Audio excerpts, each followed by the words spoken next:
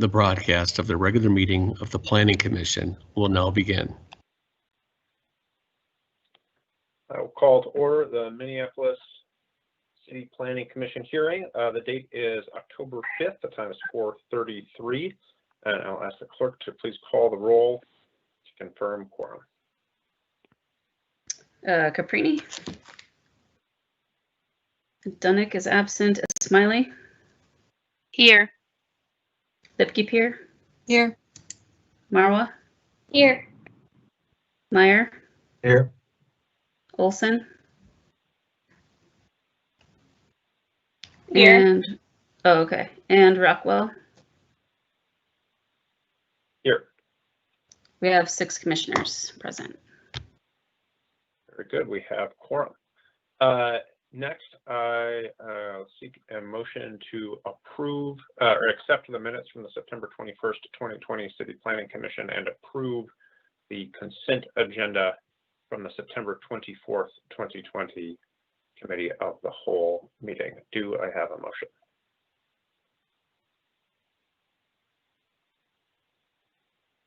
Commissioner Smiley. I move approval of the minutes. Of the minutes and the Committee of the Whole consent agenda. Yes, sorry, I apologize. Yes. Very good. Do we have a second? Second, Marwa. All right, clerk, please call the roll.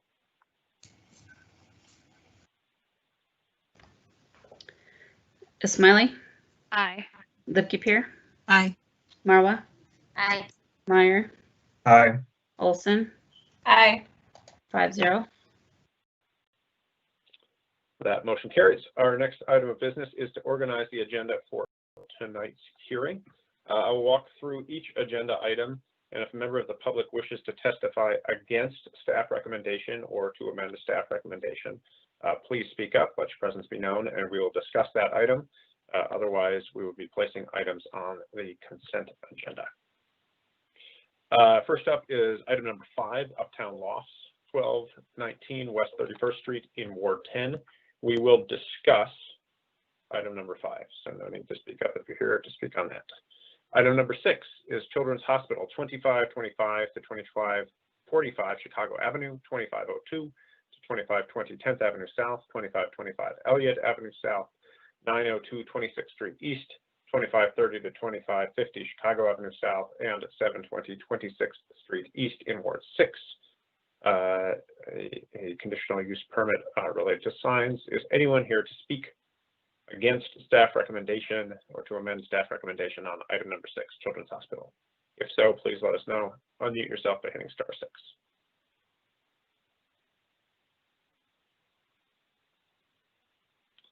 All right, we'll place item number 6 on the consent agenda. Item number 7 is the Alden Smith House and Apartments living wall fence at 1403 Harmon Place, 45 Spruce Place, and 1400 Yale Place in Ward 7, related to a fence variance. Is there anybody here to speak on item number 7?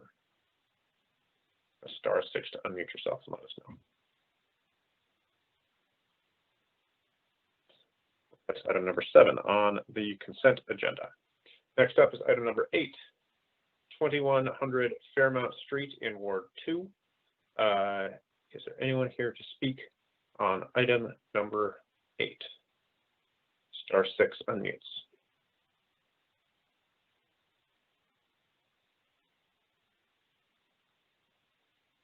Hearing no one, we'll place item number 8 on the consent agenda.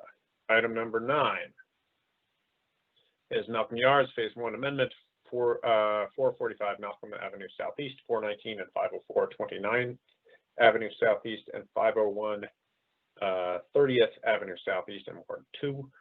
Several applications there. Is anybody here to speak on item number 9, Malcolm Yards?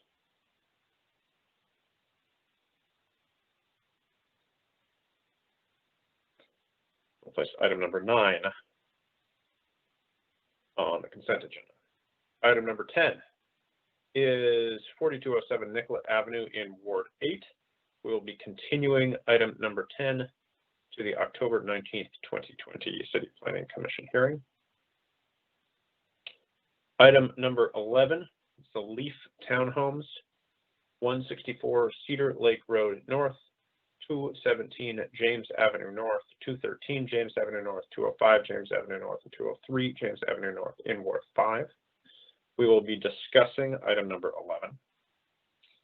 And item number 12 is 2301 California Street Northeast and 78 23rd Avenue Northeast in Ward 3. And we will be discussing item number 12. So our agenda as amended is that we will discuss items number 5, 11, and 12. We will continue item number 10 to the October 19th City Planning Commission hearing. And on consent are items number 6, 7, 8, and 9. Commissioners, could I have a motion to approve the agenda as amended? Commissioner Smiley. I move to approve the agenda as amended. Do I have a second?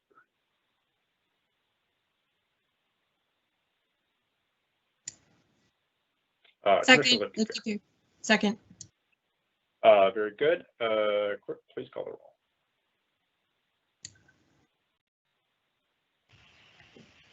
roll. Did you open a public hearing on those items yet?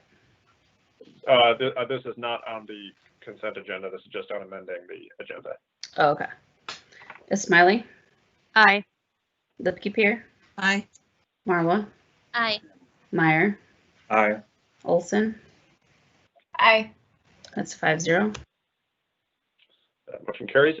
Next, I'll seek a motion to continue item number 10 to the October 19th City Planning Commission hearing. Do I have a motion?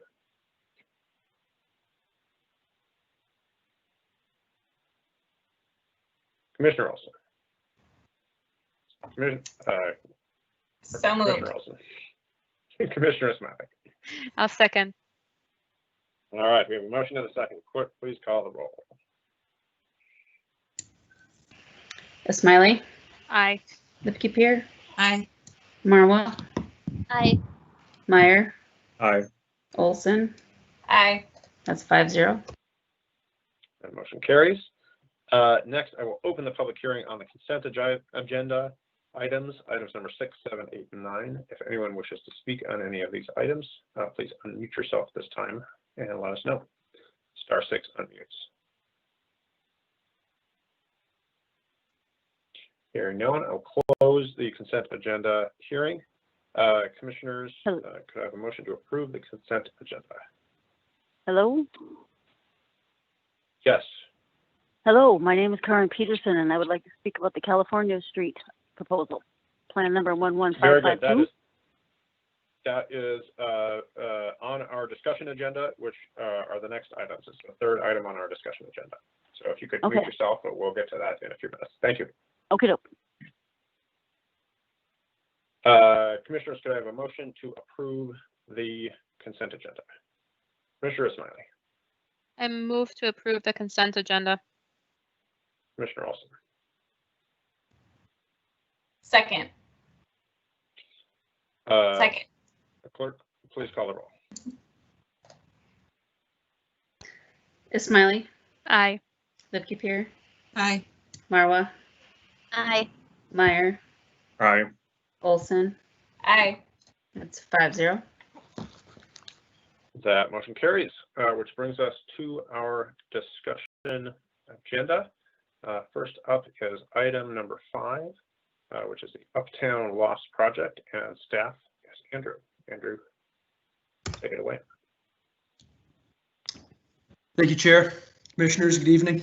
Again, this item before you is 1219 West 31st Street. It is a church conversion. The existing structure is being proposed to be converted to 34 dwelling units. A little background on this church. It was constructed in 1907 and was locally designated as a landmark earlier this year. The applicant is seeking some minor exterior alterations, some minor site improvements,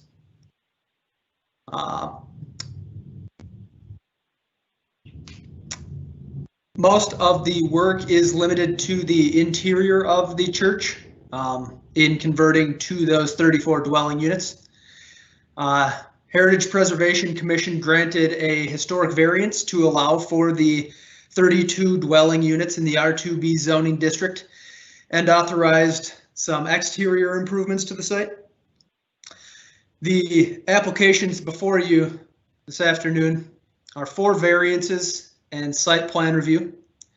The variances, first one, to reduce the south interior side yard for a second floor patio. Second variance to reduce the west front yard for a second floor patio. To reduce the east interior yard for a trash enclosure. To increase the maximum permitted impervious surface coverage, as well as the site plan review to add 34 dwelling units. Some site details here. This parcel, as highlighted in black there, is 1 block south of Lake Street and 2 blocks east of Hennepin Avenue. The parcel is made up of 2 standard sized city lots totaling just over 11,500 square feet, and it is a reverse corner lot. There are the front yards along Fremont Avenue, as well as West 31st Street due to the platting adjacent the alley there with the home oriented towards West 31st Street there. Today, the structure coverage is at 75% of the lot, and the existing impervious is at 84% of the lot. If we can move on to the next slide, please. Here is the site plan that demonstrates the footprint of the existing structure. Again, this demonstrates the reverse corner with the front yards off of West 31st there, as well as Fremont. We can go on to the next slide as well for me. And then here we're looking at that same site plan with some notes added regarding the impervious surface increase. What's driving this is a new ADA ramp required by the building code for multifamily residential. That is increasing that impervious surface from around 84% to around 85%. Another variance, the interior side yard on the east side there along the alley. The existing trash location is in the front yard of Fremont Avenue. There's a curb cut and concrete pad. The applicant is proposing to seal back up that curb cut, put some vegetation down where the concrete pad exists, and reposition the trash enclosure along the alley.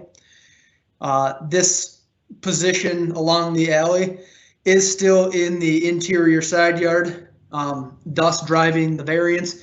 It is set back 20 feet from West 31st there, so it's not in the front yard setback associated with that reverse corner platting and that adjacent house just on the other side of the alley. We can go to the next slide. Then the other 2 variances, the existing church has 2 flat roof sections.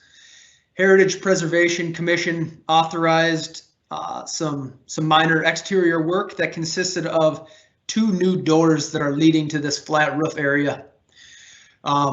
In going from a flat roof to having doors, it is being considered a patio, not just rooftop access here.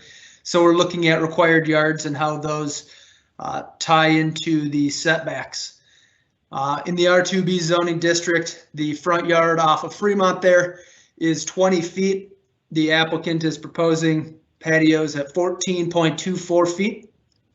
Worth noting is the structure to the south, the dwelling, matches this same front yard setback.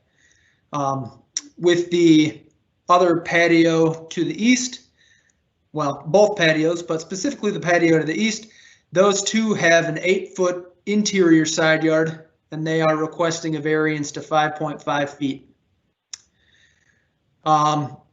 all of the variances requested are due to how much of the site the building occupies, the location of the structure on site, and also the fact that this is a reverse corner lot.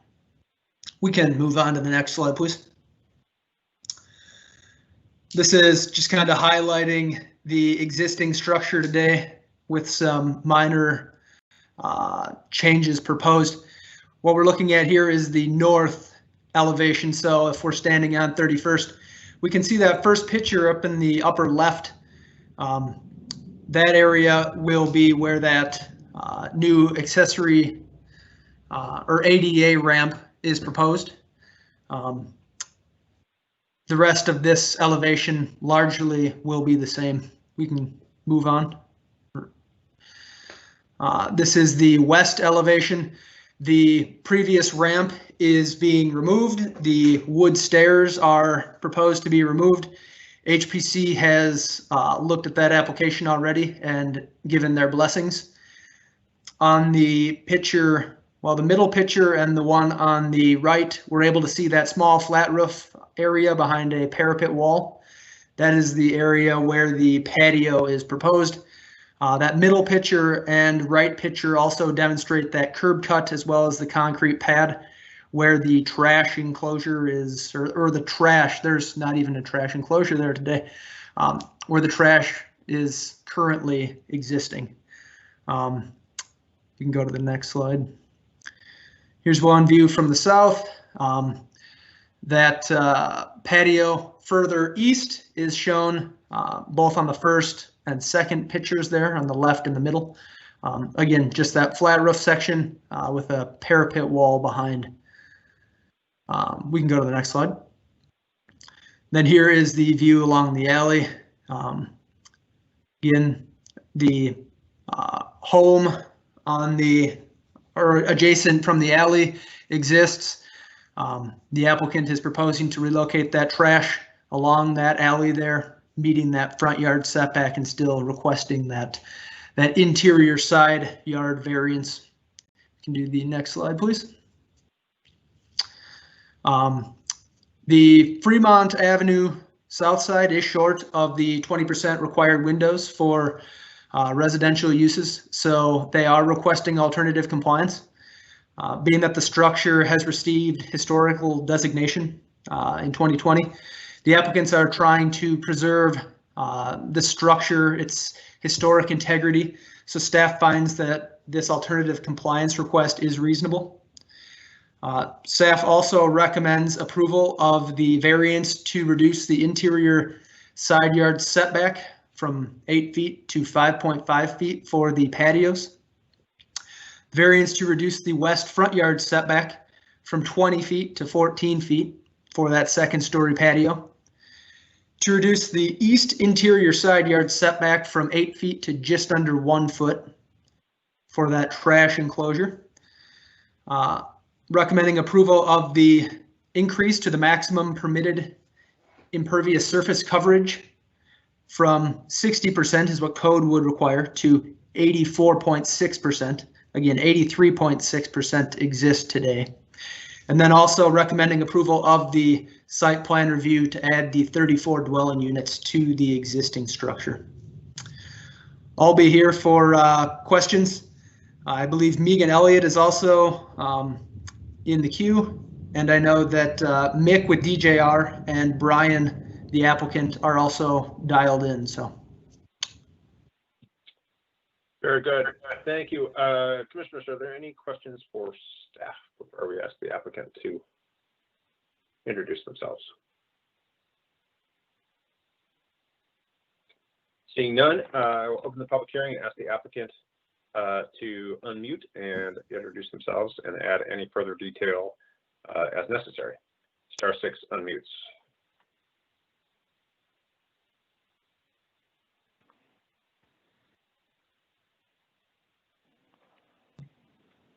Hello, this is Mick Stoddard with DJR Architecture. Thank you, Commissioners. I am with DJR Architecture, 333 Washington Avenue North, Suite 210, Minneapolis. we've been working with planning staff, and it's a great project. I don't know if we have anything to add, but we are here for questions if needed. I do know Megan Elliott and the owner Brian are here as well to answer questions, and if they'd like to add anything else, I'll let them speak. Thank you. Very good, thank you. Sure, this is Further from the Brian applicant? Farrell. Yep. I Go own ahead. Northland Real Estate Group. We're the lead, well, we own the building and developing the project with our great team. We've been working with HPC and staff for quite some time now to come up with a feasible reuse of this structure. We are excited that everyone agreed it is historically significant and should remain, even though that task is more difficult these days than building brand new. We felt it was the right thing to do and created a unique housing option for local service staff and residents that currently doesn't exist. We have a very talented architectural team with DJR that has created some very unique living spaces with lofted. You know, if you've ever been inside the structure, there are so many different areas that are lofted, and we glorified those, and we'll celebrate those in each of our units where we can, where there can be multi-level living in traditionally, you know, just a square footage concept of living. So it was a unique exercise, and Megan and her team were great to work with to make sure we didn't jeopardize the historic integrity of the building. And now we believe we're in the final steps to where we actually can get started and put it into reality. So thank you for your time and consideration. I know staff has been great to work with in helping us to achieve this, but I think we've been working on this for over 1.5 years now. So excited to start swinging some hammers. Very good, thank you. And we do have a question for the applicant, Commissioner Smiley. Thank you, Mr. President, and thank you, staff, and I want to thank the applicant for this proposal as well. I think it's very exciting to see building reuse and rehab, and that's just a great opportunity. I did want to ask about the parking, and I know that there's been some comments on that as well. Considering, like, I understand that there's zero requirement for parking on this site, but is it at all a possibility that maybe some limited number of contracts or a reduced price for a contracted parking in the ramp that is just a block to the west of the site is a possibility that you can work with? I don't remember what the company is that owns the ramp now. Interstate. Yeah, if that is a possibility at all, or you've thought about it, because I mean, I know it's very close to all sorts of transit options, but there will be probably some parking. I mean, some vehicles from the folks who will live in this building. Sure, I can take that one. This is Brian Farrell.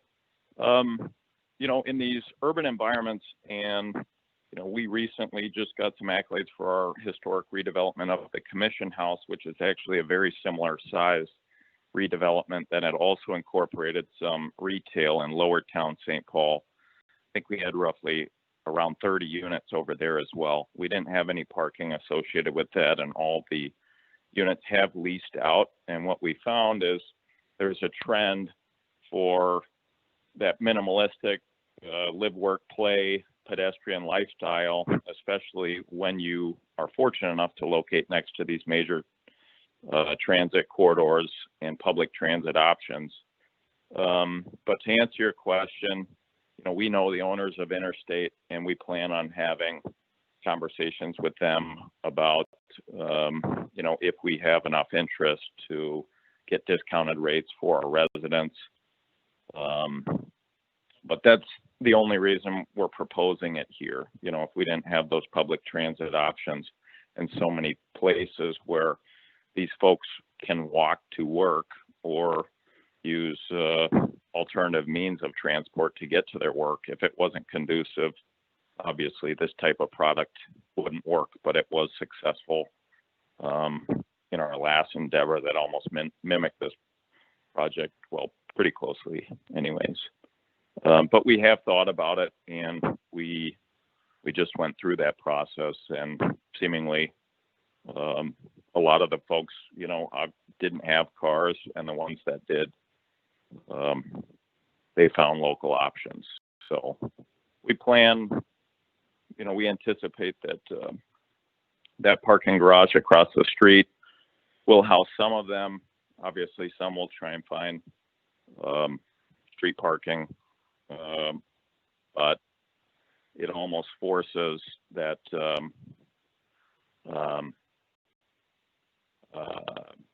I guess to release the necessity of having a car and forego it, which we found refreshing, because we did a study on our residents over in St. Paul, and most of them actually didn't have cars. So that Okay, was thank our you. rationale around it. Thank you. I appreciate it. Sure. Commissioners, are there any other questions for the applicant team at this time?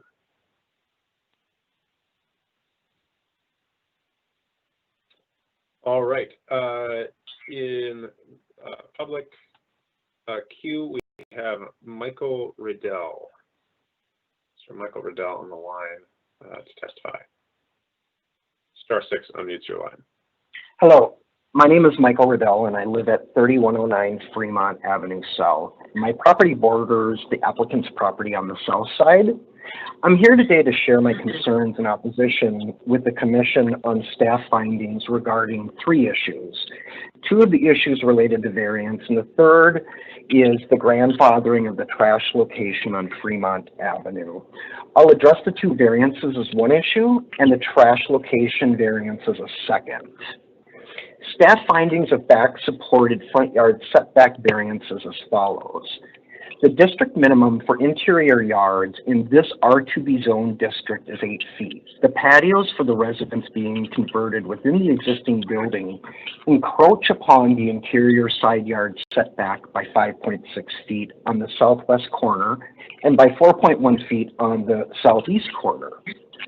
The district minimum should be observed, and doing so does not prevent rooftop patios for this project. The patios are just reduced in size. Practical difficulties exist in complying with the ordinance because of circumstances unique to the property. The unique circumstances were not created by persons presently having an interest in the property, and practical differences exist in complying with the front yard setback requirements due to circumstances unique to the parcel. Complying with the minimum established setback in this location would create a hardship in creating living units in a size and configuration appropriate to the neighborhood. The applicant created the hardship by placing rooftop patios where they do not currently exist. The development converts an existing historic structure into residential units priced to be accessible to the neighborhood income. The patio spaces giving rise to the need for variances are an important component of creating livable yet affordable housing. The applicant provides no evidence housing in this project will be affordable. 10 plus feet of separation between uses will provide adequate distance, and the parapet will help to preserve privacy and limit noise. This interpretation is subjective. Requiring the setback will help to preserve privacy and limit noise to adjacent properties. The proposed reduction in the minimum side yard setbacks is reasonable, as proposed setbacks would be compatible with surrounding development and would not create conflicts with surrounding properties or uses. Granting the variance would not adversely affect the essential character of the locality or to be injurious to the use or enjoyment of other properties in the vicinity. As proposed, the project would negatively impact adjacent properties. As an adjacent property owner, I disagree the project would not negatively impact adjacent properties. In a prior city meeting and in this meeting, the applicant stated the target rental pool will be employees who work in the bars and restaurants in Uptown. This creates an environment for a late night frat house party atmosphere on the patios. The proposed reduction in the minimum side yard setbacks is reasonable as proposed setback would be compatible with surrounding development and would not create conflicts with surrounding properties or uses. The applicant's request is not reasonable when there is a viable alternative, smaller patios that follow setback requirements outlined in R2B. In relationship to the trash, staff findings to approve the variance related to grandfathering in the Fremont location are as follows. The current trash location is in the front yard of Fremont Avenue and has grandfather rights to the location as well as the absence of screening. The trash is proposed to be relocated using the alley, and due to the reverse corner planning, is in the interior side yard setback. If the trash will be located along the alley, why is it necessary to grandfather in the Fremont location? How was the grandfather rights determined, and when the container on Fremont was only in place from 2017 to 2019? The report states that the church previously had requested a curb cutout for access of the garbage disposal, and that's factually untrue. That spot was used as the parking for the church, the one spot that location has, not for garbage. It was only recently when the church did some interior work that garbage container was added. Almost done. Requesting trash pickup from Fremont would not be practical because the large containers would have to be manually moved weekly or twice weekly to the curb. The Fremont trash location would also be disruptive to the neighborhood traffic pattern because it would require trash trucks to stop and pick up trash at this Fremont location instead of the alleyway. Based on these staff findings, why is the Fremont location granted grandfather rights? To the contrary, requiring the location of the trash location along Fremont would be disruptive to the neighborhood and would be incompatible with the surrounding development and neighborhood conditions. Placing the trash location in the proposed area would make the trash location consistent with the location of similar trash receptacles along the block and would make trash pickup consistent with the practices of the neighborhood. Based on these staff findings, why is the Fremont location granted grandfather rights? The property requires trash receptacles located on the outside of the building. The construction and layout of the building render interior storage of these receptacles both impractical and unfeasible. No evidence put forward to date make this statement factually true. As proposed, the project would not negatively impact adjacent properties. From 2017 to 2019, a large trash container was located on Fremont. The container became the communal drop-off for dog waste. The stink was overwhelming and prevented the adjacent property to open windows for fresh air, and the trash around the container, not inside, was constant and unsightly. Thank you.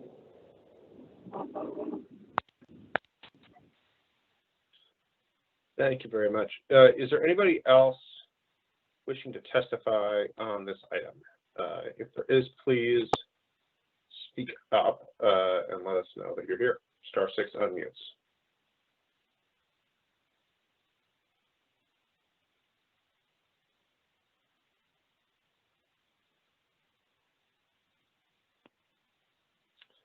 All right, hearing no one else, I'll close the public hearing.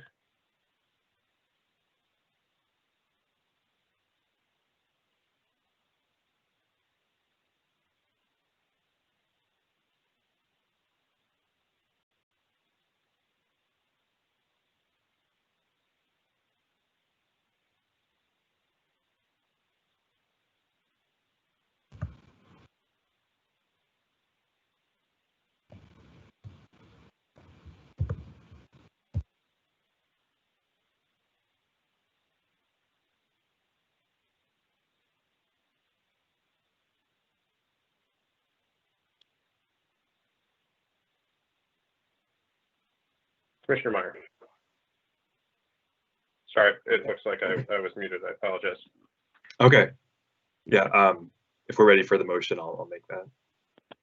Very good. I move to approve items A, B, C, D, and E with the 4 stated conditions in line with staff recommendations. All right, we have a motion to approve A, B, C, D, and E, the 4 variances and site plan review consistent with staff recommendations. Commissioner Smiley. I second that motion. We have a motion and a second. Is there any discussion?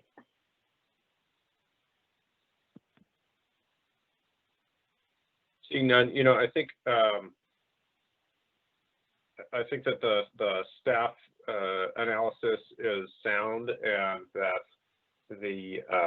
that reusing different parts of the building for somewhat different purposes and keeping consistent with some of the trash locations off of the street makes sense, and so I'll speak for the commission on seeing that logic there in those variances and that finding. Clerk, please call the roll. Smiley, Aye. Lipke-Peer, Aye. Marwa, Aye. Meyer, Aye. Olson, Aye. Schrader, Aye. Sweezy. I'll abstain. I just joined the meeting. Thank you. Okay, so that is 6-0. That motion carries. Next up is item number 11, the Leaf Townhomes, and Peter is staff. Peter, take it away.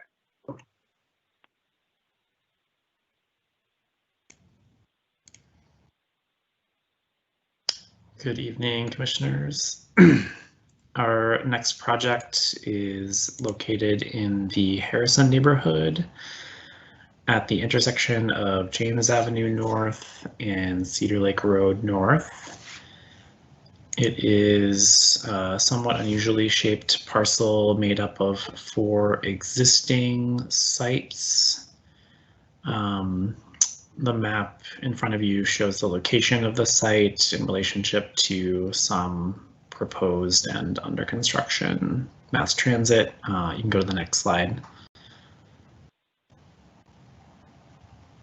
And in relationship to the broader neighborhood and some local businesses. Next slide. And the site as it stands today, the site is currently vacant except for an existing surface parking lot. It's immediately adjacent to the new Leaf corporate office structure, which you can see to the right of the red outlined building site. And it is adjacent to several single and 2-family homes immediately to the south and west. I should also note that it's difficult to see in this image, but there's a significant grade change as you go from north to south along the proposed project site, and that will be more evident in some of the other drawings, especially the elevations. Next slide. So the proposal on the site is to establish a new cluster development, townhome style development with 17 new dwelling units. The dwelling units will be established in 3 new structures on the site. Each unit would have 1 enclosed parking space and then space for an additional outdoor tandem parking space. Vehicle access would be off of James Avenue North, and vehicle exit point additionally on James at the south end of the site. Next slide. The applicant is requesting several applications to establish this new cluster development on the site. First off is a rezoning of the southernmost parcel at 203 James Avenue North from the R5 district to the R2B district. This would make the entire site consistent under the R2B zoning. conditional use permit to establish the cluster development on the site, and a conditional use permit to increase the maximum building height on the site for a cluster development from 2.5 stories, 35 feet to 3 stories, 38 feet. The land use guidance on the site is a combination for the different parcels. The northernmost parcel is designated as parks and open space. This is a policy guidance remnant from the Bassett Creek Valley Master Plan. The applicant is proposing to retain some green open space on the site at the north end at the intersection of Cedar Lake Road and James Avenue North in order to meet the policy intent of that parks and open space designation. The remainder of the site is designated for urban neighborhood and neighborhood mixed use.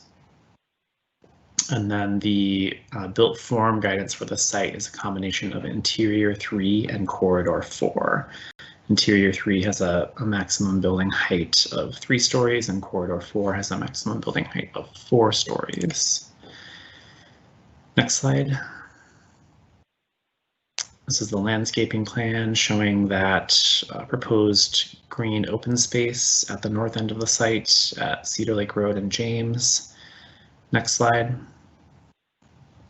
The proposed materials on the structure, combination of metal panel and brick primarily with some burnished block. Next slide.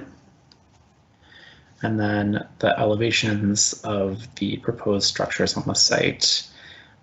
This is the building facing Cedar Lake Road North. As you can see, the significant grade change between Cedar Lake and James results in this structure being essentially a 2.5-story structure along Cedar Lake Road and then a 3-story structure along James. Next slide. And then the James Avenue elevations showing that proposed 3-story structure and illustrating somewhat that grade change as you move north to south along the site. Let's see. Can we go back to slide number 7, please? So the applicant is requesting several yard variances, 2 of which are front yard variances. The site has 2 functional front yards on Cedar Lake Road North and James Avenue North. There is an established front yard along James Avenue North, established by the existing single-family home immediately to the south of the proposed development, which you can see outlined here on the left-hand side of the screen. That's an established yard of 22 feet. The underlying zoning district would call for a 20-foot minimum front yard. The applicant is seeking to reduce the front yard along James Avenue North to 10 feet. And then along Cedar Lake Road North, the applicant is proposing to reduce the minimum front yard there from 20 feet to 11 feet. In addition to that, the applicant is requesting a yard variance of the south interior side yard adjacent to the existing single-family home immediately to the south, which you can see on the left-hand side of the screen here. Staff is not supporting or recommending denial of that side yard variance due to the proximity of the existing structure on the site immediately to the south. It's located less than 5 feet from the existing property line.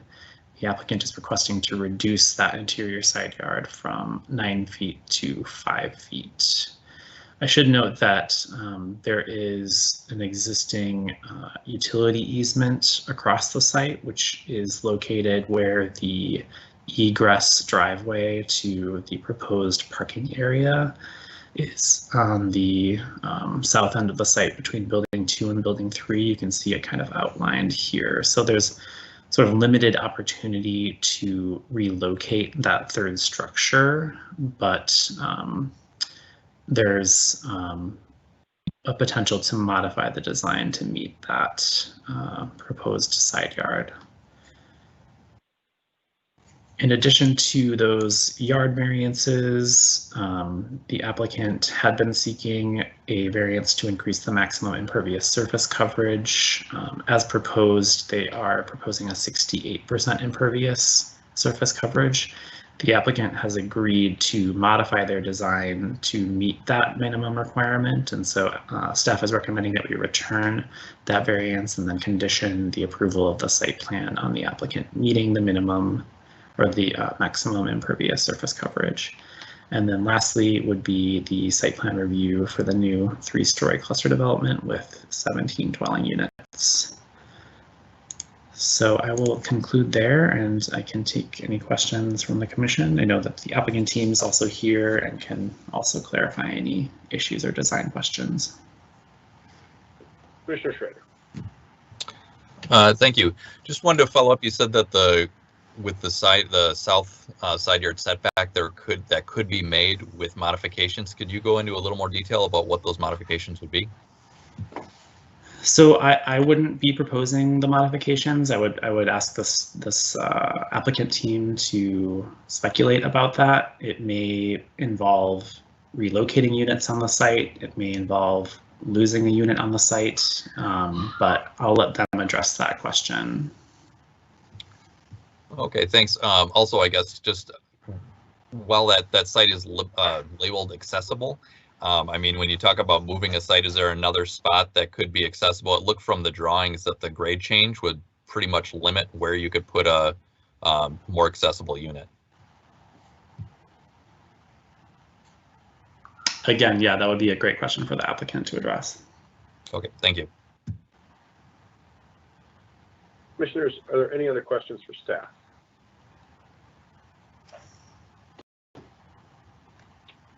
Seeing none, I'll open the public hearing and ask the applicant to unmute and introduce yourself, provide any further context if necessary. Star 6 unmute.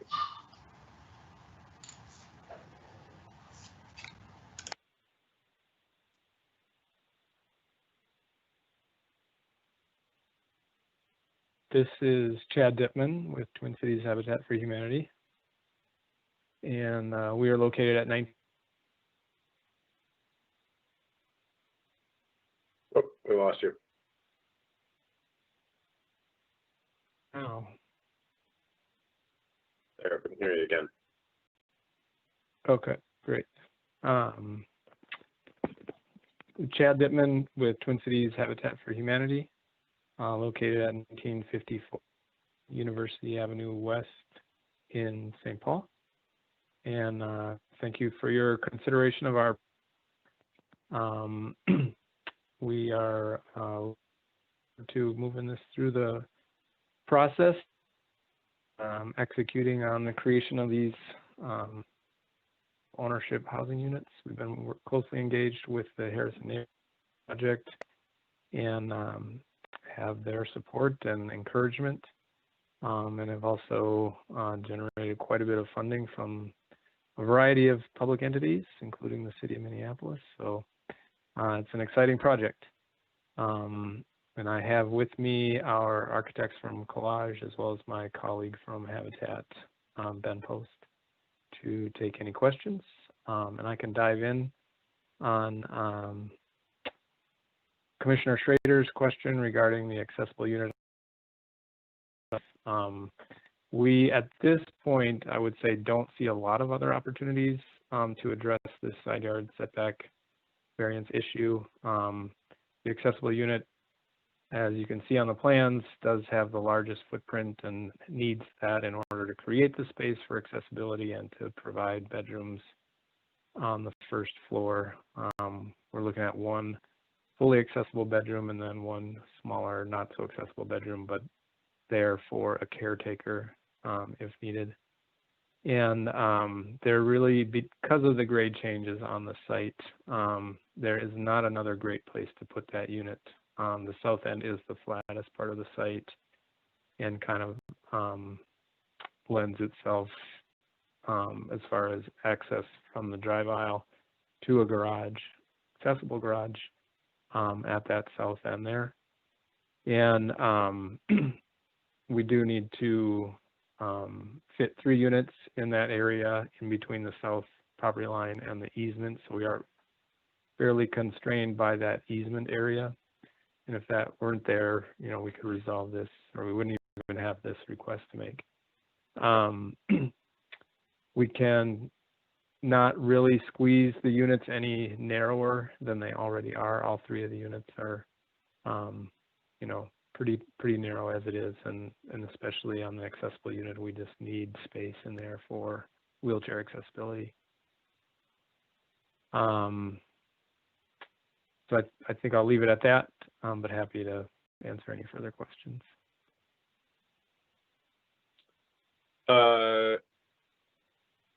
Commissioner LaPierre.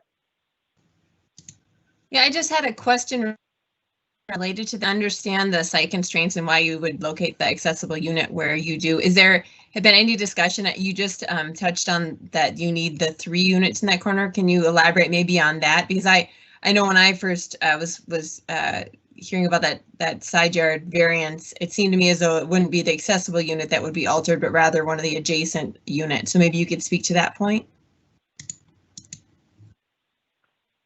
Yes. So we have both units are programmed as 2-bedroom units, and they are our narrowest units, and they are already 16 feet wide. And so to go narrower than that just really is, I don't think, physically possible in order to create a livable space. But would you consider changing one from a 2-bedroom to perhaps a 3-bedroom unit so it's wider, but you have a net compliance with the setback? So, well, a 3-bedroom unit would be wider than the 2-bedroom. Yeah, but you'd be eliminating 2 2-bedrooms and putting 1 3-bedroom. It's my question. Oh, just doing 1 unit there. I mean, eliminating 1 unit and going to a 2-unit building is what you're asking. I mean, yeah, just instead of having the accessible and then two accessible 2-unit, it'd be accessible 3-unit. For example, I'm just trying to spitball. Okay. Yeah. Okay. So reduction in the number of units. Well, we are, you know, we're shooting for 17 units. We want to try to provide as many units as possible on the site. And that is, you know, it's a financial goal of ours, but it's a goal of the neighborhood too, to just try to provide as many affordable units as we possibly can. And so to eliminate a unit, while it resolves the setback variance request, just creates other kind of financial problems and, you know, eliminates a unit of affordable housing. So our hope is that we can figure out a way to make the variance palatable. It is on the accessible unit, just a 2-story building. The other on James, the rest of the units are 3 stories. But that accessible unit, because it has a wider footprint, is just 2 stories. So it's not quite as an imposing of a neighbor to the house to the south, we hope. But yeah, just eliminating a unit is problematic. Is there a reason, I mean, I suppose, well, can you explain why you have 2 curb cuts? It occurs to me if you were able to have just, I guess the northern curb cut, you clearly can access everything through there. The question is whether that you can turn around and get out. And then you could close the gap between the 3-unit building and the 7-unit building or whatever that is, and make a better street wall, add a unit, and get rid of the side yard setback requirement. 18 units. So we are interested in the in and out access in order to allow Public Works or Solid Waste Department to service the project for garbage recycling and organic pickup. And they require a throughway street. They will not back down into a drive aisle on private property for accessing garbage cans. We think it helps the flow for the residents as well, but in this case, garbage is a key consideration. So the only reason we have we have two curb cuts because Public Works won't drive their trash truck in there, except with two curb cuts. This is Pete Keeley at Collage. A couple things on the curb cuts. One of the things with the townhouse style unit is having the drive access to the back of the units for the enclosed parking.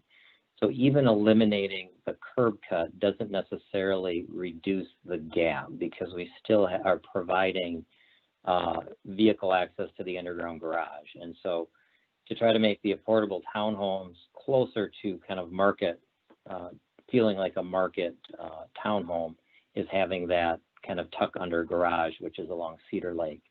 So that's kind of required it. We've also narrowed it down, the drive access considerably.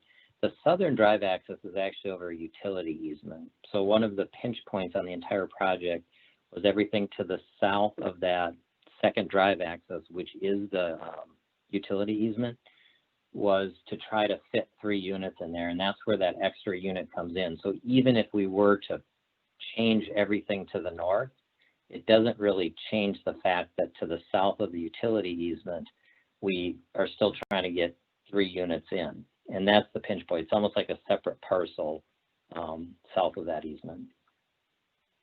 Oh, I see. I'm sorry. I didn't understand that. There's a utility easement that is constraining the 3-unit building on the north, which is why you... On the south, yeah. On the south, yeah. It's sideways, so I'm all muddled. Okay, I understand. And that's why you could not build in that southern curb cut. You could not put a unit in that southern curb cut because where that southern curb cut is, because that's an easement. All right, Commissioner There's Lippy the easement there. Yes. Yeah, so I'm just wondering, is there a visual of what the lot to the south, like where the placement of if there's a structure on the lot to the south and what the setback of that structure to that lot line is in comparison to see if this is something contextually appropriate or fitting? You can kind of see it on the image that's on that was up on the site plan. There is kind of the outline of that existing 2.5-story home.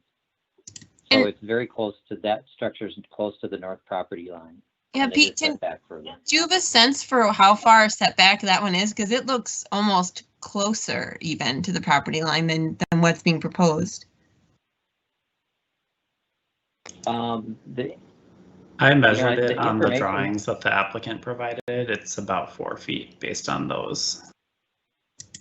Thank you. Thank you. So what I'm hearing is that maybe this is a condition that's that's consistent in the neighborhood and already a pre-established rhythm, perhaps. I'm trying to look at the findings we have to make related to this variance. And I wonder if maybe perhaps the architect can address the required findings particularly related to this one a little bit.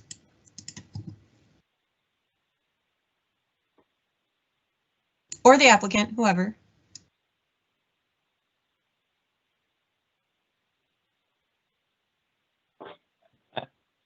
I'm sorry, Commissioner Olson, I didn't, I'm sorry, here, Lukey, I'm not sure I understood the question.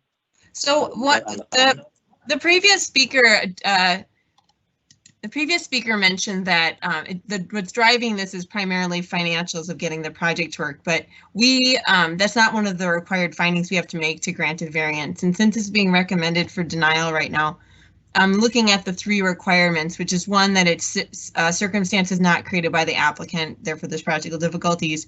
The second is that it's in a reasonable manner that's in keeping with the spirit and intent of the ordinance. And the third is that it won't alter the essential character of the locality. So I'm wondering if you can maybe speak to those and how this does or does not meet those requirements at all. Sure. I think the general intent on this kind of transition zone, for one, between the commercial office the larger structures, the tighter setbacks. Across the street, the Leaf building, the Leaf office building that was just approved, those have essentially 0 setbacks. So this neighborhood is in transition. So as kind of the intent of the overall is that we are providing larger buffers along Cedar Lake Boulevard and lesser buffers along James. And so this tends to be consistent with the neighborhood along James Avenue to have tighter to the street, but it also is kind of essentially saying tighter to the side yard setback. So I think that's kind of one of the issues. The other big issue is this kind of this sewer utility easement and the accessible unit, where it really is the flattest part of the site and has the best access point to it. The rest of the site to fit in is hard to get a single level around any of the part on Cedar Lake Boulevard. The only other part that's even possible that we've looked at is by the curb cut. So I think, you know, beyond the financial, with the desire to kind of fit an accessible unit within that corner. And lastly, the whole, one of the issues on this is this kind of crazy property line scenario that's happening between James Avenue and Cedar Lake Boulevard. Is so we have all these kind of crooked jogs in there. So working a kind of a drive access around those property lines is kind of inherent to the nature of the property, which is causing some of the difficulties complying with the setback. Thank you.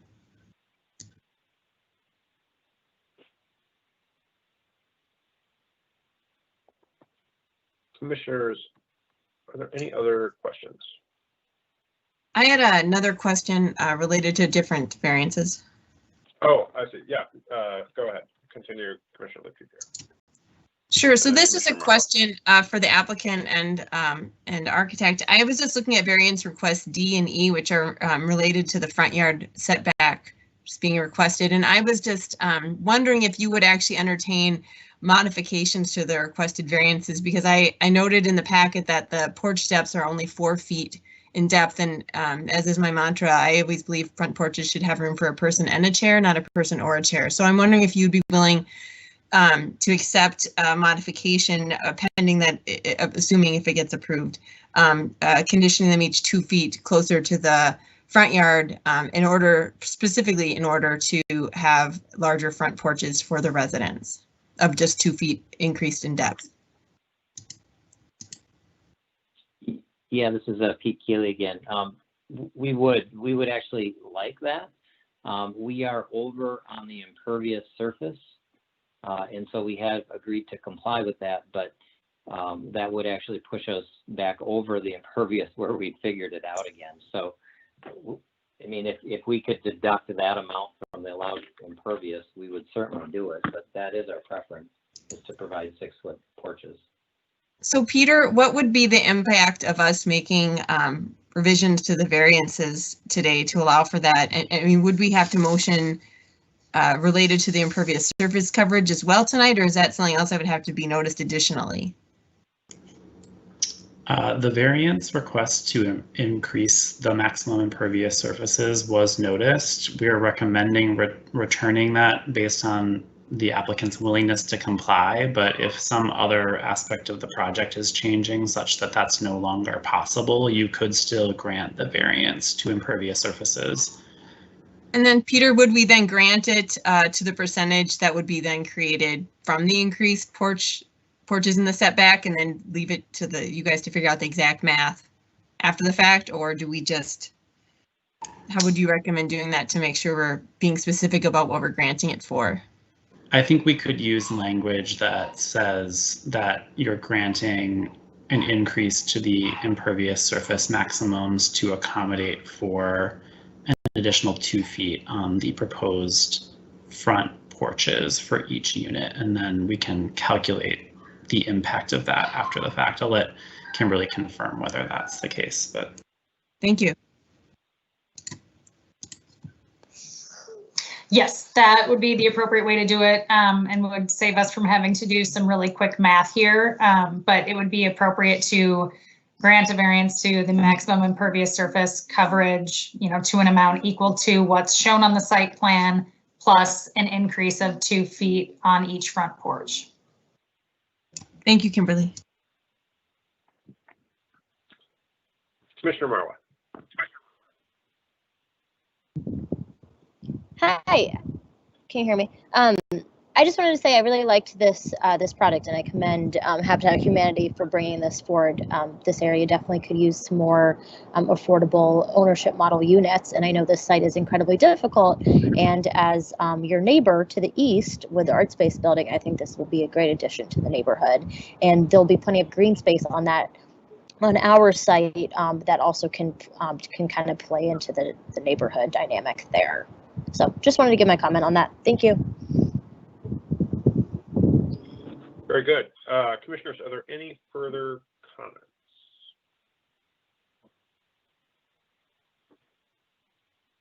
And just to confirm, I don't believe there's anyone in the queue, but is there anyone from the public wishing to testify on this item?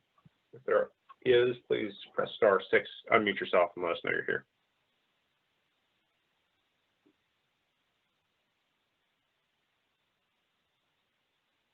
Hearing no one, I'll close the public hearing. Commissioners, we have quite a few, 8 applications before us. Is there further discussion, or would somebody like to start us off with a motion? Commissioner Luke-Pierre. Yes, I will move approval of items A, the rezoning, B, the conditional use permit, and C, the conditional use permit. All right, we have a motion to approve items A, B, and C, the rezoning, the CUP for cluster development, CUP for heights. Commissioner Smiley. I second that motion. We have a motion and a second. Any discussion?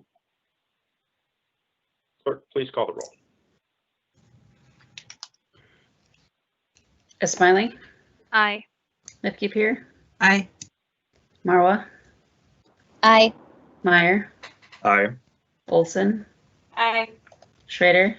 Aye. Sweezy. Aye. 7-0.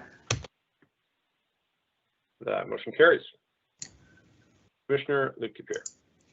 I would like to move variance D, amended though, to approve the variance to reduce the minimum front yard setback along James Avenue North from the established 22 feet to 8 feet to allow for an additional 2 feet of depth to the front porches.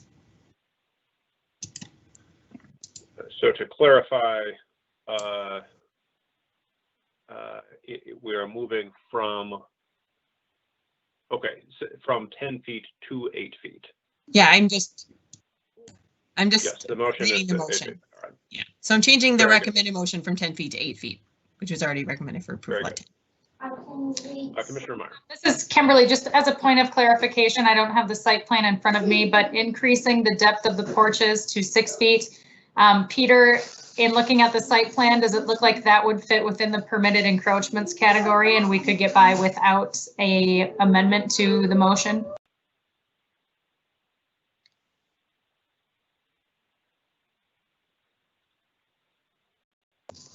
Front porches up to 8 feet in depth are allowed, subject to certain restrictions. Yes, Are they? I do believe, I can't confirm without measuring it, but it looks based on the site plan like that would not necessarily increase the required setback there for the variance. Should we, as a matter of due diligence, Kimberly and Peter, effectively condition this motion on PDR compliance?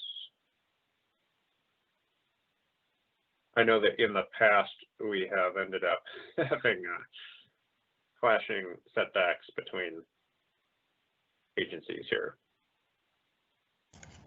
That's more often been an issue with balcony encroachments in the public right-of-way. I think in this case, actually going to the public right-of-way. Yeah, I think in this case, because it's still on the private property, we're okay. Okay. So I think All you could grant the variance as it's written and proposed by staff, and then condition that the applicant can modify the proposed front porch design within the permitted encroachments.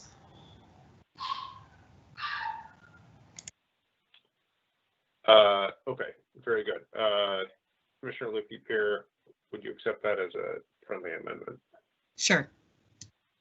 All right, so we have a motion and a second. Commissioner Meyer, did we get the second on the record here? Not audibly. I second the motion. Very good. We have a motion and a second. Now an audible second. Is there any further discussion? Clerk, please call the roll. Smiley, Aye. Lip-Pierre, Aye. Marwa, Aye. Meyer, Aye. Olson. Olson, Aye. Schrader, Aye. Sweezy, Aye. 7-0. Very good. That motion carries. Commissioner Lukey-Pierre. Yes, I move to approve variance E, which is to reduce the minimum front yard setback along Cedar Lake Road North from the established 20 feet, amended to 9 feet. So similar to, I guess, the last motion, to approve, I guess, staff recommendation with the additional allowance that they will be able to go into the front yard setback further with the added front porch depth, if that helps. Very good. And adopting the same condition as our last motion. Yes. Very good. Commissioner Smiley. I second that motion. We have a motion and a second. Any discussion? Clerk, please call the roll. Smiley, Aye. Lip-Pierre, Aye. Marwa, Aye. Meyer, Aye. Olson, Aye. Schrader, Aye. Sweezy, Aye. 7-0. That motion carries. Commissioner Lukey-Pierre. I would like to move approval of variance G, which is to increase the maximum impervious surface coverage from 60% to an amount determined by staff. Those should allow for the increased porch depths along the frontages. So to clarify the motion,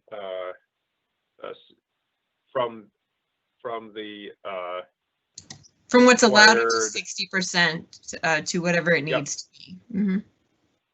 for the increased depth but not width of the porches. Do we have a second?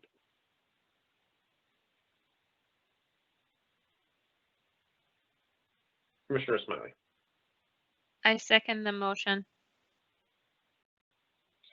Motion and a second. Any further discussion? Clerk, please call the roll. Smiley, Aye. Sorry, and there's a. Do you wish to comment on this motion, Commissioner Smiley? Yeah, I was actually just going to ask a clarifying question that we are now not returning the variance. Is that correct? That is correct. We are approving the variance rather than returning. Yep. Aye. With the, very good. Lip-Pierre, Aye. Marwa, Aye. Meyer, Aye. Olson, Aye. Schrader, Aye. Sweezy, Aye. 7-0. That motion carries. Commissioner Lukey-Pierre. I will move approval of site plan review with the stated conditions. Very good. We do still have item F as well. I know. Okay. Which that's not going to impact our site plan review. I think we're not gonna be able to approve the site plan review without that variance unless we have a condition that we comply with the setback along the south property line. Then I withdraw my motion. That's thank you. Okay, motion withdrawn.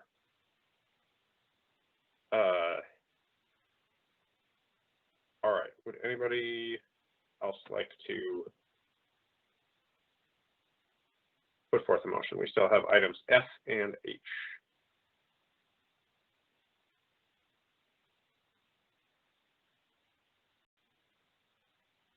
Item F, Commissioner Smiley.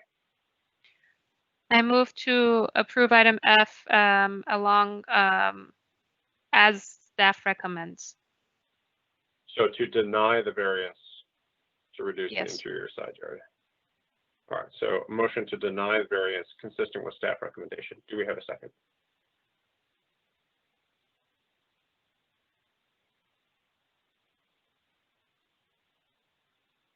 We have a second. Commissioner Sweezy. Second. Motion and a second on item F to deny the variance to reduce the interior side yard setback. Is there any discussion?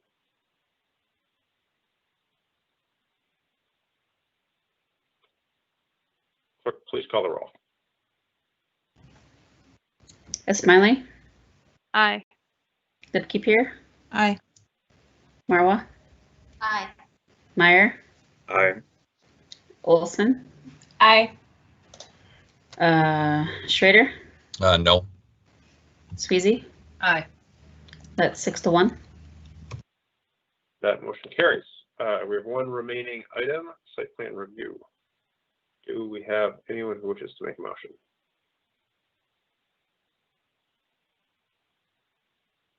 Motion to approve the site plan review, Marwa. We have a motion. Do we have a second? Commissioner Smiley. I second that motion. We have a motion and a second. Any further discussion? Seeing none, I'll just say, I think this kind of row house development, increasing density while also being kind of consistent with residential scale is fantastic. So I just wanted to state that support and for this kind of project. So thank you. Clerk, please call the roll. Smiley, Aye. Lipke-Peer, Aye. Marwa, Aye. Meyer, Aye. Olson, Aye. Schrader, Aye. Sweezy. Aye. 7-0. That motion carries. And that concludes our business with item number 11. Item number 12 is up next, 2301 California Street Northeast and 78 23rd Avenue Northeast in Ward 3. Staff is mailing. Mailing, floor is yours. Hi, good evening, Commissioners and President Rockwell. So this property is at 2301 California Street Northeast and 78 23rd Avenue Northeast. Next slide, please.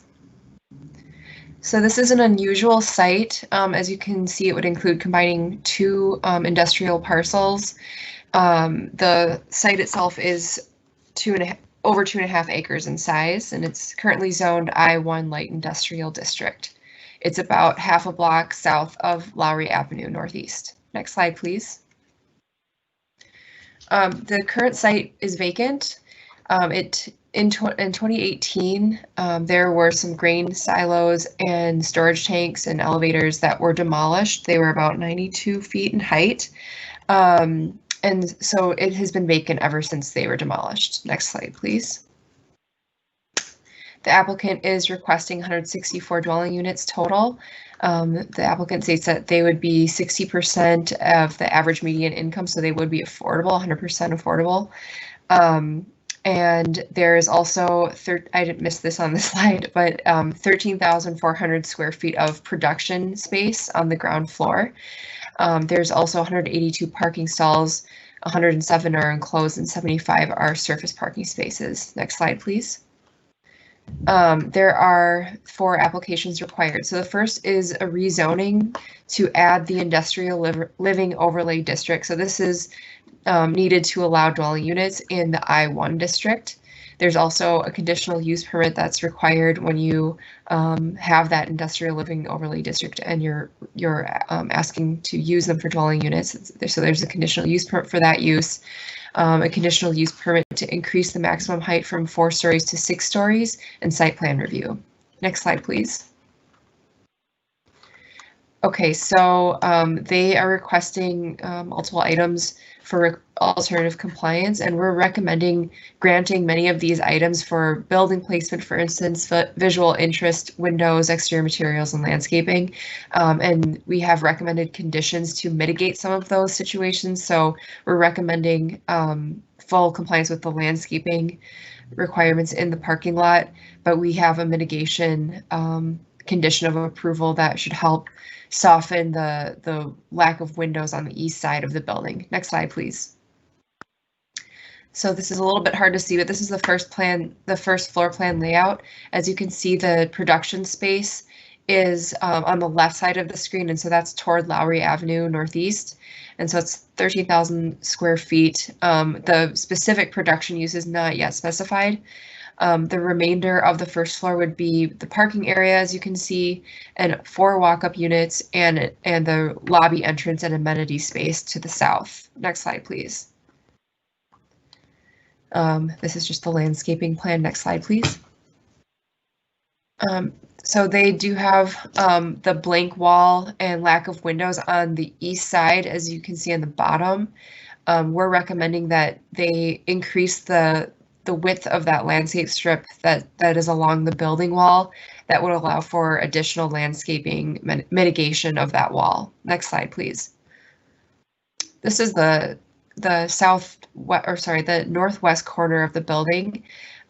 This is the entrance to the production space, and they're showing a mural to mitigate the blank wall that would be there. Next slide, please. Another rendering showing the walk-up units. Next slide, please. And then this is the southwest corner with the residence the lobby and amenity space. Next slide, please. And then that's in the rendering, that's where you can see where the blank wall is and then the surface parking area. Right now there's an easement all over the east side that allows for the power lines. So that's why the applicant has chosen to put surface parking in that area. Next slide, please. You can go to the next one too. Yeah, and the applicant has shown that the first floor plan does have a varied footprint, and then above there is also a varied footprint to accommodate, less shadowing on adjacent residential properties. I will leave it at there. I know the applicant is here tonight. I've included a memo in the attachments for this evening that were forwarded to you that recommends a condition of approval that specifies that if the applicant does not qualify for the affordability exemption under the unified housing policy, that they would need to come back for the conditional use permit. So that's just clarifying something that they're already proposing. If any of the affordable units go away, we'd have to come back and reevaluate their conditional use permit for height. And with that, I'm here to answer any questions. Are there any questions for staff? Mr. Schrader. Thank you. And first off, thank you kind of for the foresight to have put that in about the affordability that I have to come back. Just had a question about the production space and kind of the surrounding area. So the buildings around there, what's kind of the orientation of the residences toward the production area? Is the production area next to production area? Is it next to residences in the area? Kind of what's the layout contextually? Yeah, that's a good question. So in this rendering, you can see on the right side, that's the California Arts Building. So that's more of an industrial use right now, used for studios, and there's a coffee shop in there. And that's actually the side where the residential use would be oriented. So the lobby space is across 23rd Avenue from that building. To the north of this property and to the west, there are residential uses.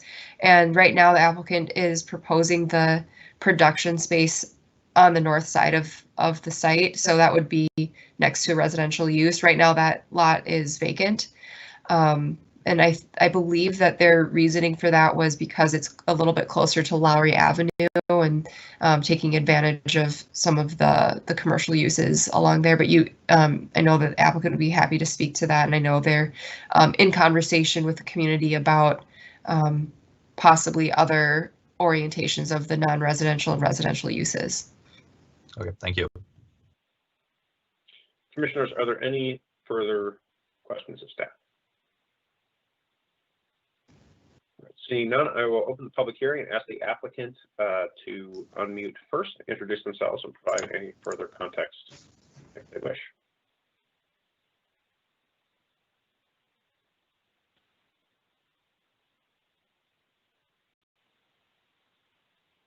This is Willie from LS Black Development. Can you guys hear me okay? Yes, thank you. Please introduce yourself and give any further context if you wish.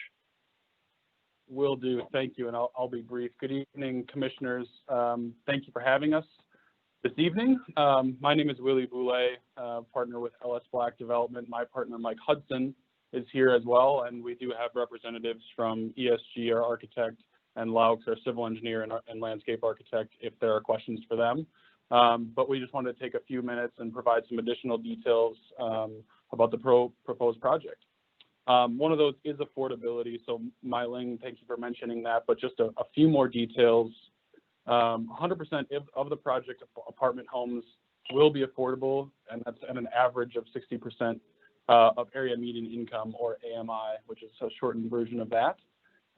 We're planning for a range of affordability levels for all the unit types, which include 1, 2, and 3 bedrooms, in order to provide more housing options.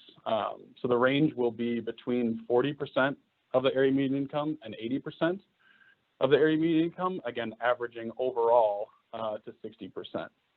So what this translates to, just for a point of reference, is an income range of the folks qualifying to live at this property between $22,000 per year and $96,000 per year. And additionally, as you'll see in the packet, the unit mix is mostly 2 and 3 bedroom units, which the purpose of that is to support and house low and middle income families, mostly with children, and know that that's a major area of need across the country, including Minneapolis and of course the surrounding metro area. The term of the affordability for the entire project will be 30 years. LS Black Development, it's the focus and mission of our company, and we're proud to do our small part in this neighborhood to bring affordable options to Minneapolis. We did want to touch on a couple of things that we worked on with the Bottineau neighborhood and their organization. We did begin the process in June with neighbors, and we formally met with the Bottineau neighborhood in July and in September, in between having many conversations back and forth about the project. From the start of that process, we did reduce the height and unit count and increase the production space as much as we possibly could. We've committed $150,000 to local public art installations with the neighborhood group's help in picking those artists, and committed to a 5% discount on 3-year leases for the production space, and a 10% discount on 5 or more year lease commitments for that production space, which, as Mai-Ling mentioned, we don't have a defined user for, but are hoping to program it and add more artists and maker space in the Northeast neighborhood. Thankful for the engagement that they provided on that project. Just to touch on what Commissioner Schrader mentioned earlier with that question, we have had additional conversations with the neighborhood on this. It was one of the more recent desires that were mentioned on the project, was to flip the production space and the housing amenity space so that the production space would be on the south side, closer to the California Arts Building, which is our neighbor. We have heard that feedback and understand where folks are coming from.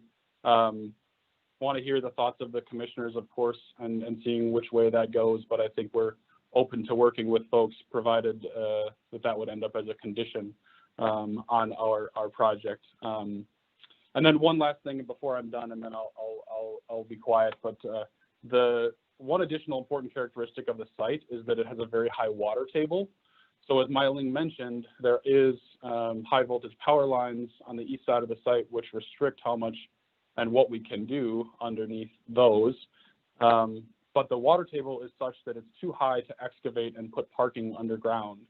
So we're trying to find a way to balance the minimum amount of parking along with the production and amenity space all on that first level. So we're just slightly above the city minimum in the code of 1-to-1 for parking overall. And of course, we support bike activity and reduced car usage as much as possible. We are on high frequency transit.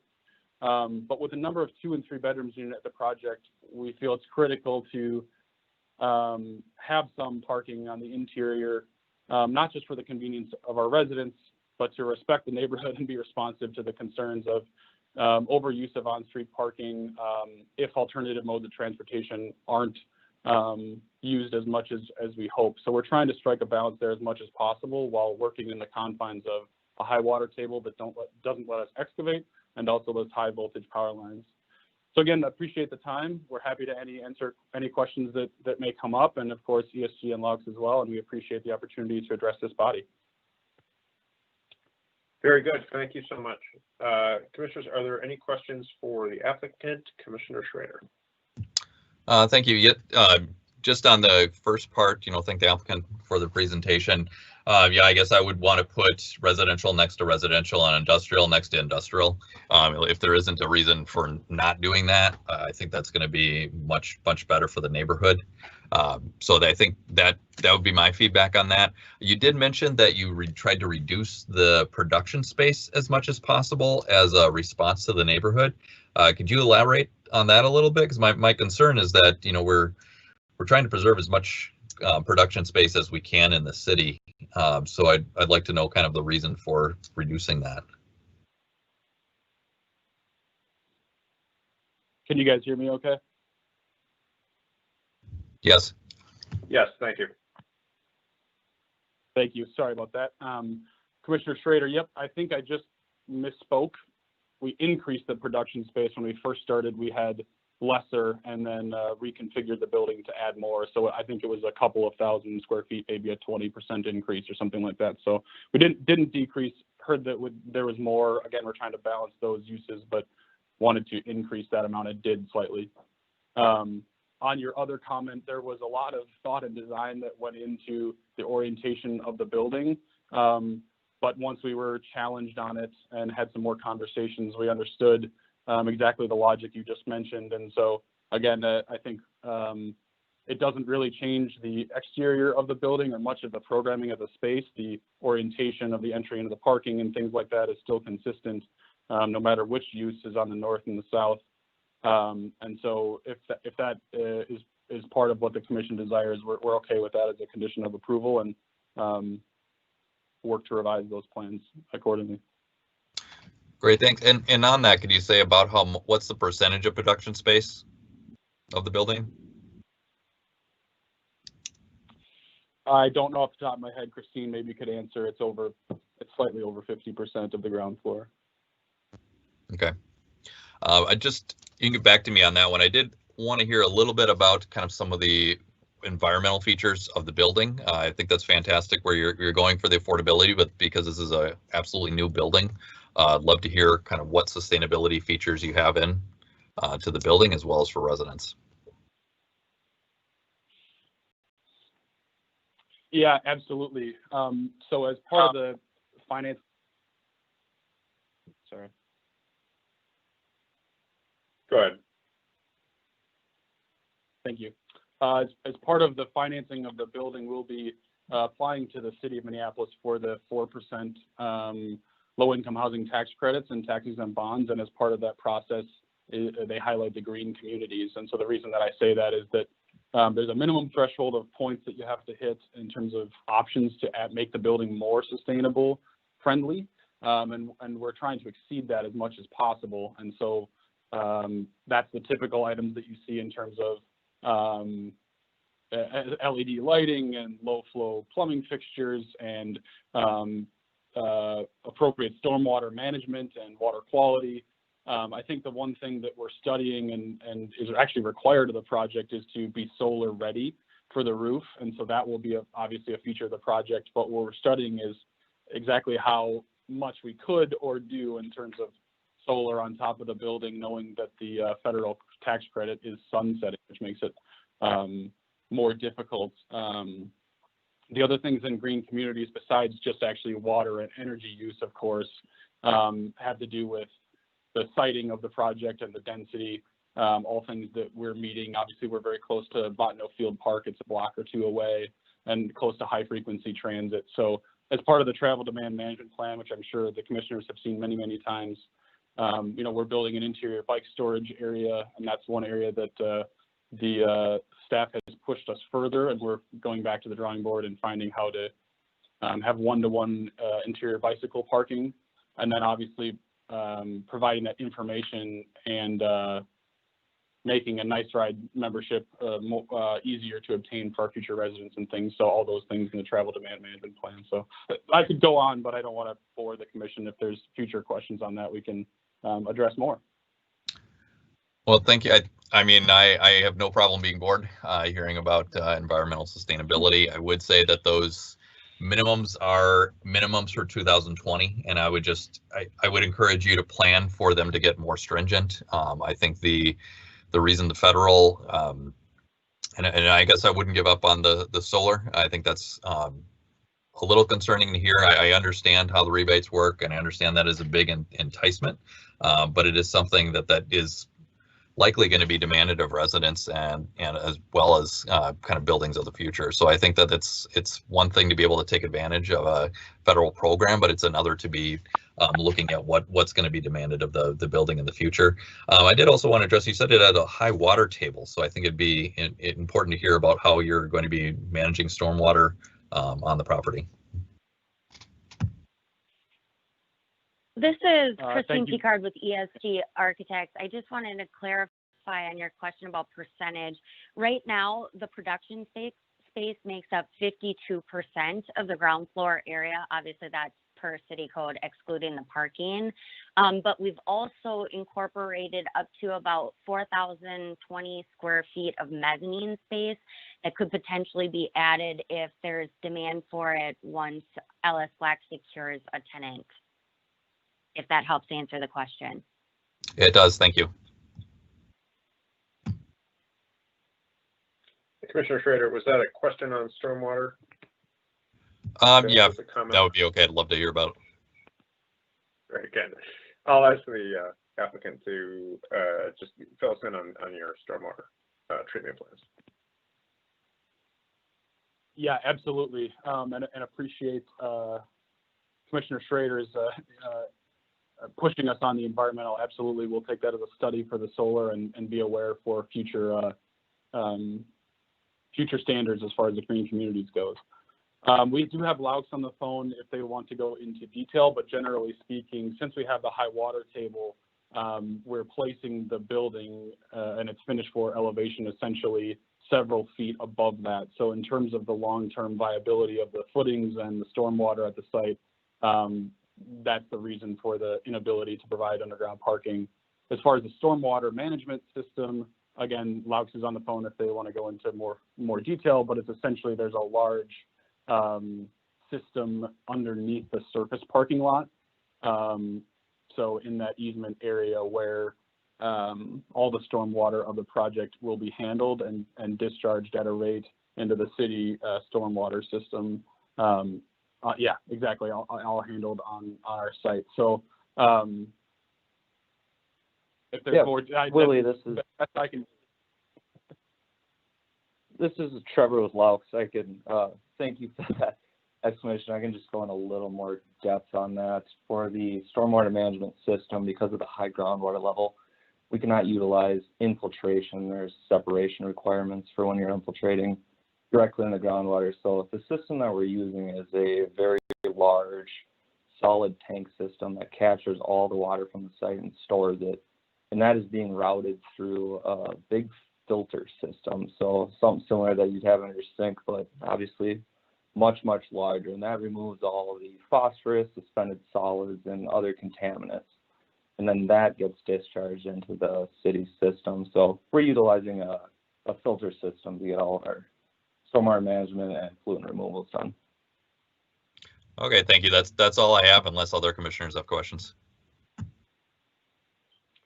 Commissioners, are there further questions of the applicant?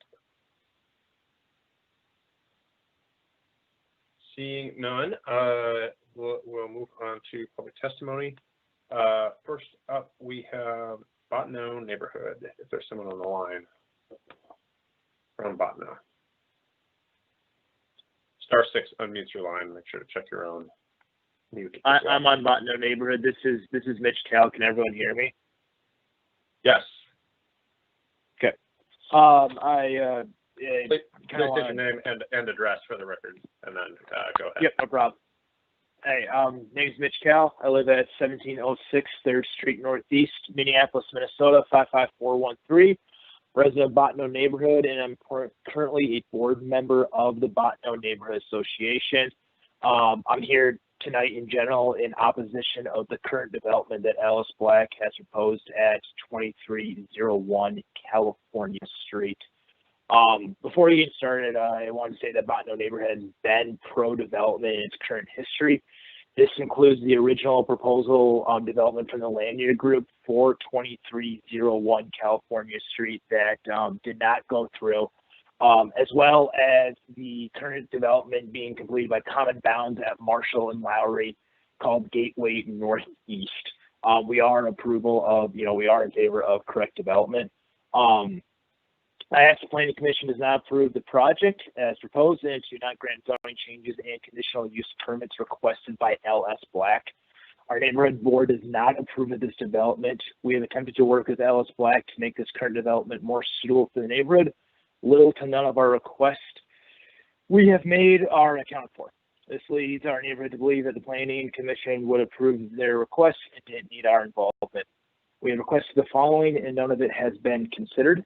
Scale back the overall amount of apartment units and create more production and more commercial space for businesses. We want a complete neighborhood with a healthy, sustainable, diverse economy. Scale back the overall size, including the height, so the building fits inside of our current neighborhood. Change the overall look of the building to better represent the neighborhood within the history and culture we have here. We want to create a high quality physical environment with creative culture and natural amenities. The typical development of this size will usually be on the outskirts of our neighborhood, including Lowry, Marshall, and Broadway.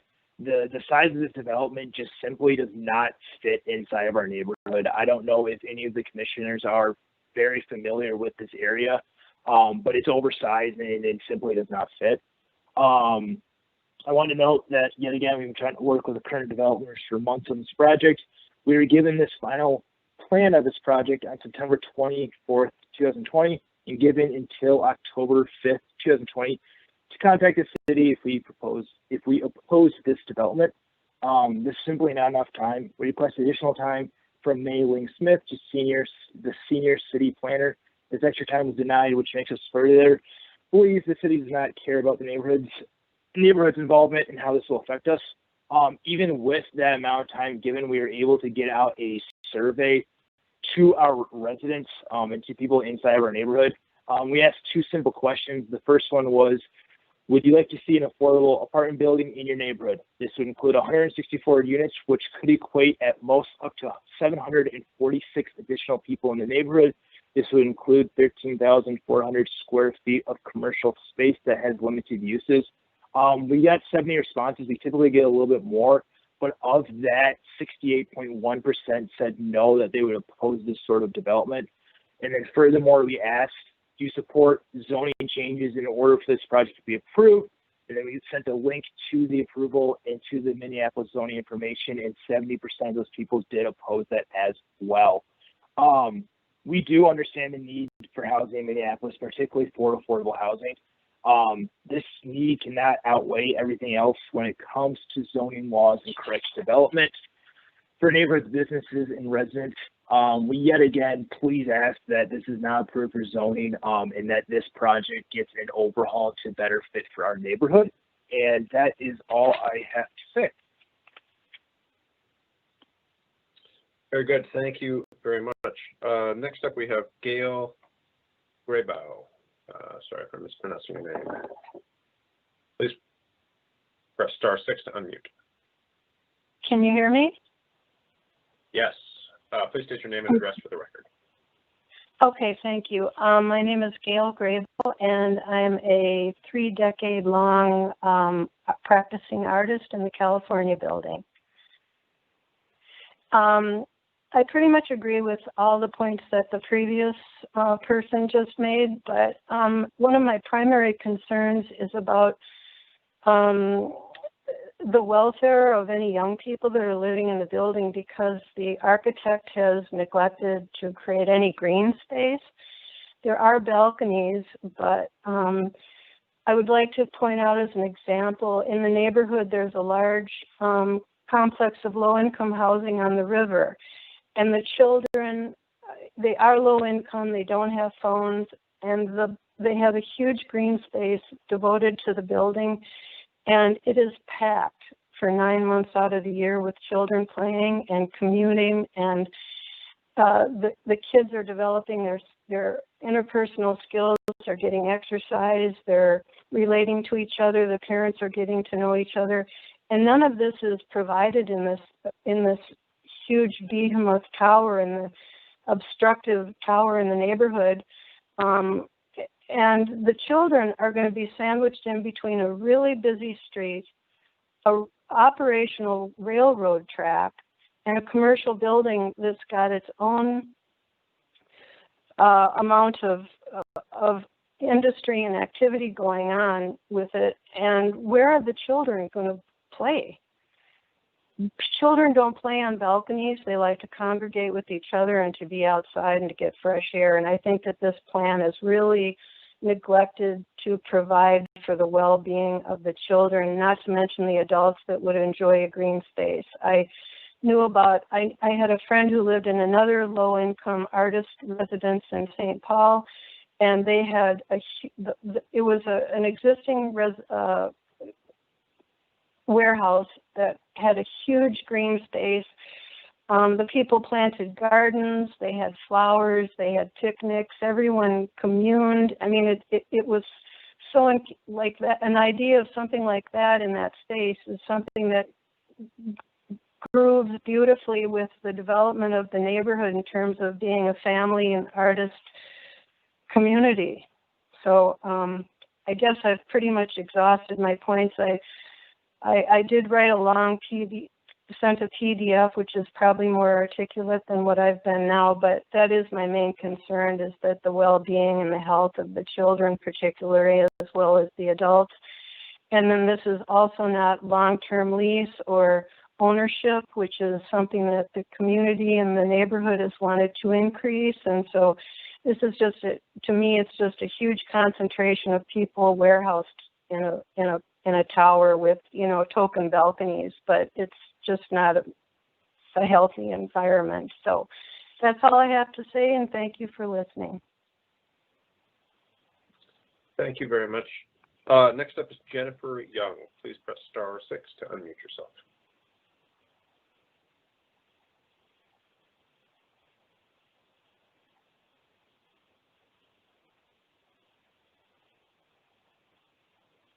We have Jennifer Young on the line.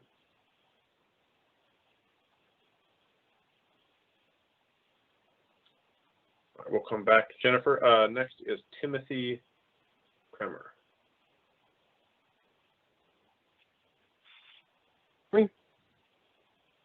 Hello? Hello, can you hear me? Yes. Please state your name and Okay, address great. for the record.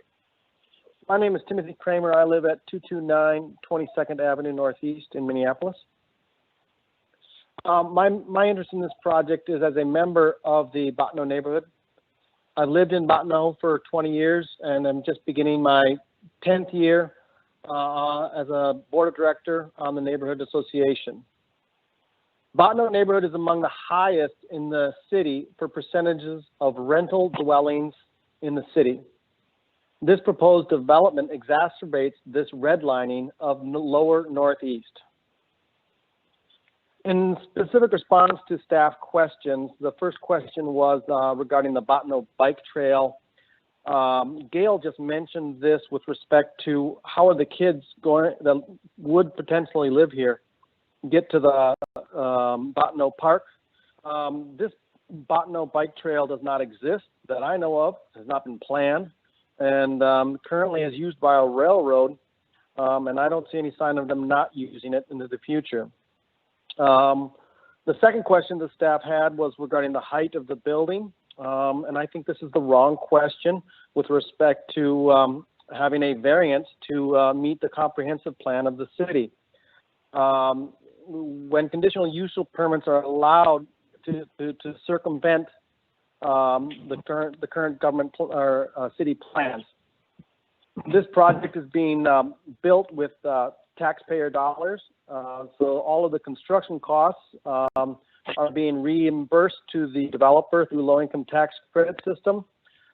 If it is unprofitable to be built at 4 stories, it shouldn't be built at 6 stories. If you were planning a trip to Seattle and there was a bus leaving, you might want to jump on it. But if you waited for an airplane in another hour, you might get there a little faster. Just because this development is here doesn't mean it's the best way to get to where we want to go. Question number 3 is, again, backwards. This is an industrial zone, and there is, as we just stated, one of the architects suggested 52% of the first floor only, excluding parking, is available for industrial use. So 1/2 of 1/2 of 1 floor of a 6-story building is industrial use. That's about 4%. You know, I would love to have people who live in Northeast Minneapolis have a place to work in Northeast Minneapolis without having to drive to Eden Prairie or drive to Maplewood. It's just we need good jobs here in the lower Northeast area. On question number 4 that the City Council or the Planning Commission asked about with respect to parking spaces, again, they're just diminishing the amount of production space by including these underneath or in their calculation of those percentages. So my 2 concerns boil down to this. First is the use of the conditional use permits. After they are granted, they are no longer conditional, they are permanent, and they are absolutely without remedy or mitigation. If the 5th and 6th stories floors are built, they cannot be unbuilt, and we, the Botanoans, are left to deal with the consequences. Which also leads me to the idea of what a part means. This variance requested is to put an industrial overlay, or excuse me, a residential overlay over an industrial land plat. This is not a housing project, excuse me. This is, I don't know, token industrial production of a yet unnamed or identified tenant. To clarify, this is not spaghetti with marinara sauce. This is marinara sauce with 1 noodle, and it doesn't taste good to anybody except for the guy making the sauce. This project will not solve any of the current problems that Minneapolis has with housing and low-income and affordable housing, which leads me to my second concern is the flight of equity out of Northeast Minneapolis. Approximately $2.5 million to $3 million plus will be leaving Northeast Minneapolis in rents for this project every year, perpetuating the redlining of Northeast Minneapolis as a poor rental neighborhood. And I don't use the term redlining lightly. If you'd like proof, just go to the current, today, 2020, USI wireless map for fiber internet. North, Northeast, and Powderhorn are without fiber uses. We need low-income ownership opportunities, not exploitation. I urge the Planning Commission to vote against these variances. And thank you for your time. Thank you very much. Is there anybody else on the line wishing to testify? If there is, please press *6 and let us know you're here.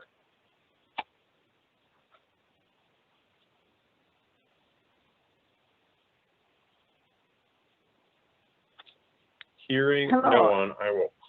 Yes. Hello, this is Jennifer Young. Can you hear me? Oh, very good. We can hear you. Please state your address for the record. Go Sure ahead. thing. I'm Jennifer Young, president of the California Building Company. Address there is 2205 California Street Northeast. Very good. Go ahead. All right, thanks. The California Building, our building, is an art studio building located directly adjacent and south of the site, as was mentioned earlier. This project doesn't, as proposed, doesn't meet 2040 plan and the policies that have been laid out in that plan. We, the California Building, are in favor of affordable housing. We've supported other affordable housing projects in Bottineau, Bottineau Commons, Bottineau Lofts, and recently the Common Bond Project at Marshall and Lowry and the Hook and Ladder in Holland. However, this project, as proposed, doesn't follow the 2040 comp plan. The massing is too big for a residential street. The residences are much too close to our industrial land. The project is not multiple buildings, and it doesn't offer a true 50% of the first floor as production space. The proposal is trying to put a 2-pound loaf in a 1-pound bag. Specifically, the 2040 plan future land use guidance for production mixed use states that residential uses allowed as a part of a mixed use building must incorporate mitigation strategies to address potential conflicts existing between production uses and new residences. This project, as proposed, creates numerous points of conflict between the new 358 bedrooms and our adjacent industrial use. For example, the proposed pedestrian and vehicle entrance through the small 23rd Avenue Northeast for 358 bedrooms directly adjacent to our loading zone will create numerous daily and hourly conflicts, including shipping delays, material handling conflicts, dangerous conditions for pedestrians, children, and vehicles, the density and location of directly adjacent residences with the lack of appropriate side yard setback, garbage and shipping backup truck noise complaints will all limit our ability to continue our fabrication and production activities, which create noise, odor, and include other allowed uses such as occasional events and art world. We did offer the developer potential mitigation solutions, but those were rebuffed. Some of those solutions are reverse the location of the residential and vehicle entrance with the production space, locate the production space on the south side of the development, and locate the residential and vehicle entrance on the north side of the site. This takes the daily pedestrian and vehicle activity away from our loading and shipping areas and moves the new production space adjacent to our existing production use where collaboration and mutual interest can occur. Provide a south yard setback as a buffer between conflicting residential and industrial uses. Set back and step up the residential uses away from the south boundary. Provide the required production space parking on the south side yard for the production spaces. Reduce the overall density and do not approve the extra 2 stories because the reduced density will reduce the opportunities of conflict between the residential and production uses. Do not remove the existing curb cut on the north side of 23rd Avenue. There's a curb cut there in the right of way, and it's been used by trucks for turnarounds and backups for the past 30 years by the California Building Company. We need that. Provide a safe outdoor play space for the children that live in that development to keep them out of our loading zone, for God's sakes. Provide a written contractual agreement to the California Building that the new residents living on that industrial land understand that they're living in an industrial area that involves truck traffic and reasonable industrial activity, and that the uses of the California Building can continue without incident, and that contract will still survive the life of that project. Number 2, a kind of issue where the project doesn't meet the plan goals of the 2040 plan policies, that is. Visual quality of new development, action step B, says require multiple buildings on development sites outside the downtown core that encompass most of an entire block or block frontage to increase visual interest. This project does not do that. California Street between 22nd and 23rd Avenue is 300 feet long. The proposed project is 426 feet long. It's longer than an average block in the area, or in the neighborhood, excuse me, and therefore multiple buildings are required. It doesn't have those. Third, this production space math is kind of funny math. The 2040 plan future land use guidance staff report states that residential, again, this is kind of restating, but residential use is allowed in buildings that provide production space. She goes on to say in the staff comments that more than 50% of the first level gross area is dedicated to the production use, and development is consistent with future guidance. However, I did the math. I pulled out the plan on page 37. It says parking, 41,612 square feet, mixed use production space, 13,400 square feet, amenity space, 7,265 square feet, and apartment, 4,996. I excluded mezzanine spaces because that's how we do it in real estate.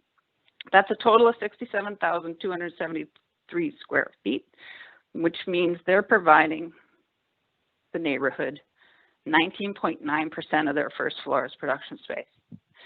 Now, this is an arts district where production space is valuable, and to me, it's too great a loss for our community to not require 50%, a true 50% of the building as production space. Number four, one of my kind of just sort of safety concerns, health and welfare concerns, is relates to 2040 Plan Policy 8, public safety through environmental design. The building is, as proposed, is 426 foot of a wall, essentially cutting the west side of the neighborhood off from the east side of the neighborhood off. And there's railroad tracks back there, and we're effectively kind of creating a dangerous canyon. There's, as it is already, we have transient activity along those railroad tracks, and it's the wall, I'm afraid it's going to make that worse. So I'd like to see that building. I'd like to see multiple buildings on the site so that the neighborhood can see there's light and air that comes through that site. Number 5, a 6-story building overwhelms this residential neighborhood street. The 2040 built form plan map shows that the project itself is on Corridor 4. However, California Street is only the east half of Corridor 4, the east side. This is misnamed really because California is hardly a transit corridor. To the contrary, it's not even a through street. But the other half of California Street, the west side, is interior too.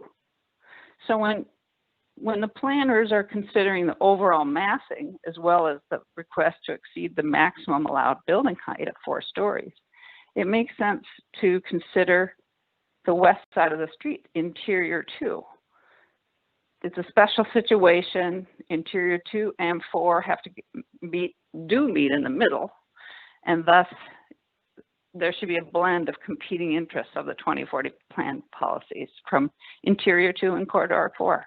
It's unfair to the west side of the California Street to do otherwise. The industrial land and zoning is key to what we provide at the California Building, so our tenants can fabricate, manufacture, and produce art and art products. Our business is a cultural and economic engine for the Northeast area and the city. This project, as proposed, creates conflicts for our use and negatively impacts the ongoing enjoyment of our industrial zoning rights, and if allowed to go forward in its current form, will be injurious to the California Building. This project doesn't meet the requirements of code in 2040. Mitigation is required multiple buildings are required and as proposed, it's injurious. The massing is wrong for this residential street. And I just want to mention, I watched the row house project that was presented just before that, and I'm wishing, oh goodness sakes, wouldn't we love it if that was what was being presented here to Bottineau tonight. Anyways, thank you for your time. I appreciate the opportunity. Thank you very much. Is there anybody else on the line wishing to testify? Please press *6 to unmute yourself.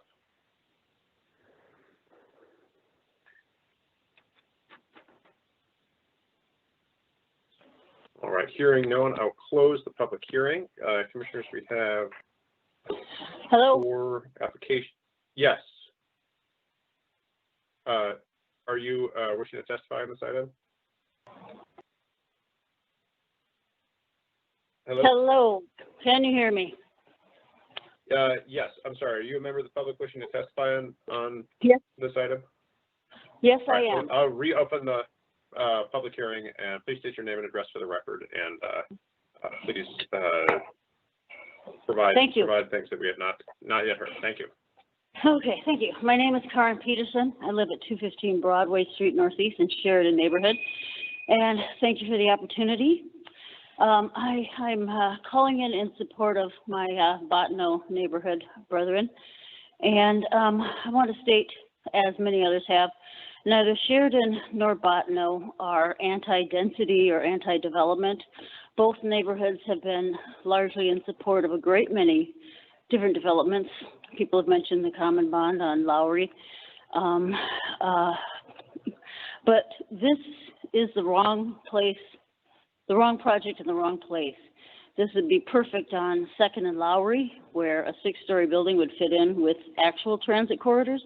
People have mentioned that this is high-frequency transit. It is not. There is an 11 bus that runs every 13 or 30 minutes. 32 runs 30 minutes to an hour in between. That is not high frequency. You can go or walk to the 30, which is about a mile away.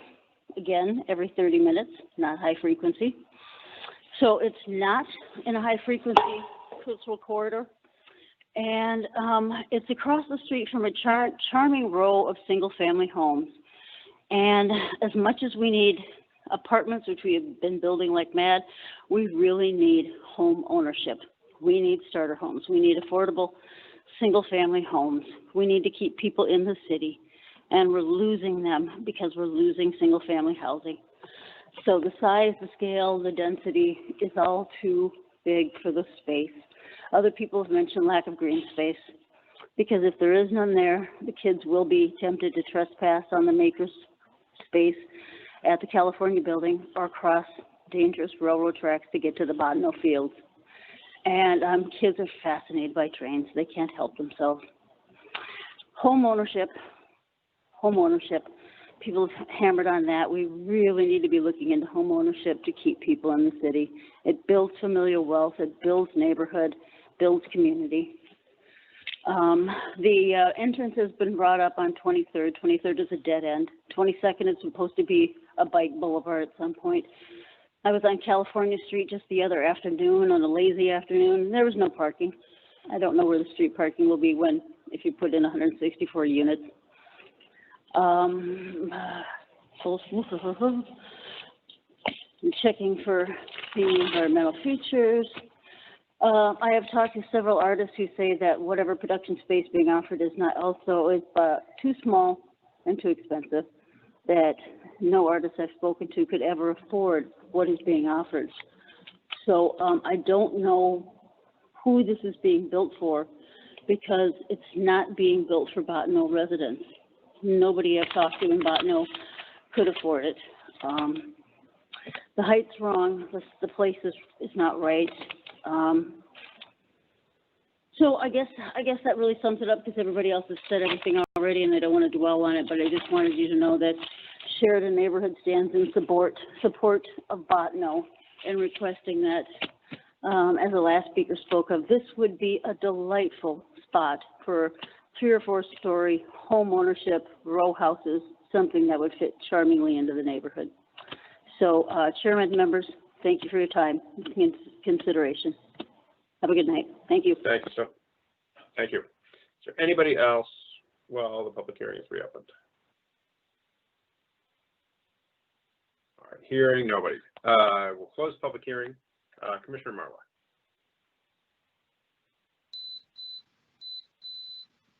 Hi, my question is for the applicant. So the amount of testimony from the California Arts Building to me and the letters we had received is pretty alarming and concerning, especially billing that this is going to be an arts production type of building. I mean, the orientation to be blocking their loading dock. It sounds like from the letters we also received that they gave you very concrete changes that they would want to see. I mean, I work in an arts field. I mean, we work with the neighbor. A production space like this, you'd want to have synergy with a building like the California Arts Building who's next door to you.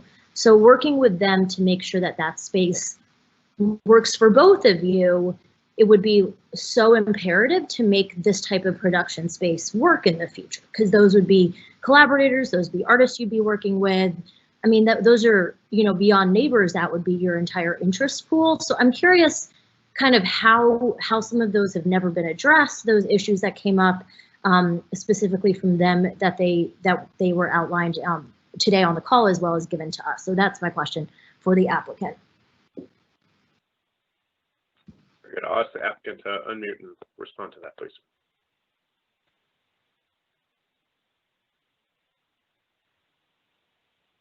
Yeah, this is Willie with LS Black again. Appreciate the question.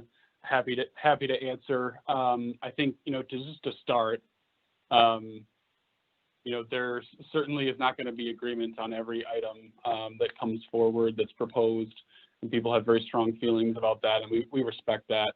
I would say we did our best to work with them. In fact, the California Arts Building owners were the first call that we placed because of their prominence, certainly in the neighborhood and the arts community, before we even reached out to the neighborhood organization. And so I think we regret that we haven't had a more productive relationship in that way, because we wanted to hear from them. And Jennifer did provide some guidance on how to program a couple of those walk-up units, what types of groups we should reach out to in terms of the production space to find out what gaps are missing in the artist market and what we can do to do that. In terms of the, just a note on the expense of it, we haven't set rent levels for the production space, and our goal is to have a vibrant used space. An empty storefront doesn't do anybody any good, us or the neighborhood. And so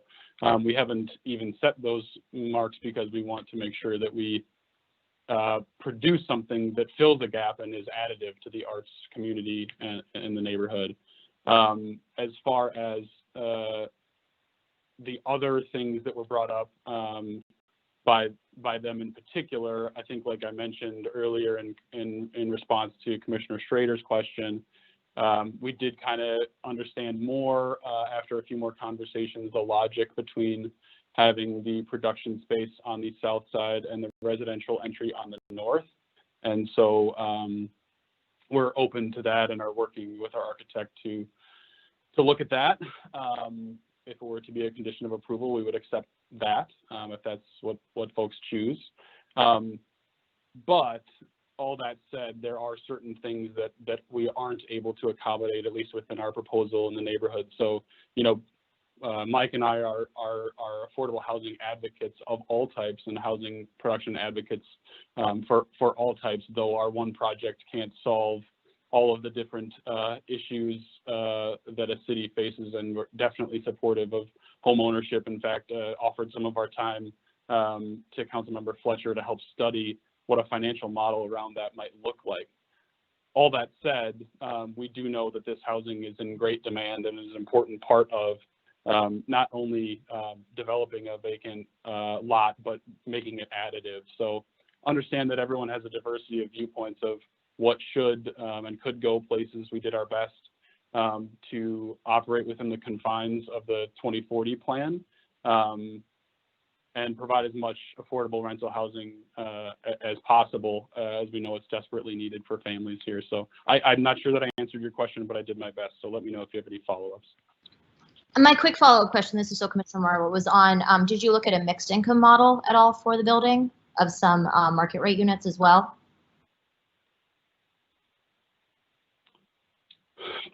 Essentially, the income averaging concept, which I mentioned at the start, is a good compromise, we feel, in terms of the market rate. There's been so much market rate product that's been brought online in these neighborhoods, which is, we view as positive, as more supply is good.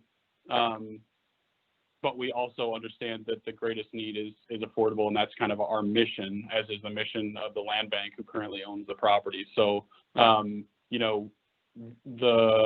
the diversity of those income levels from 40 to 80%, and the different housing options that provides is something that we felt was important to bring to Northeast in general.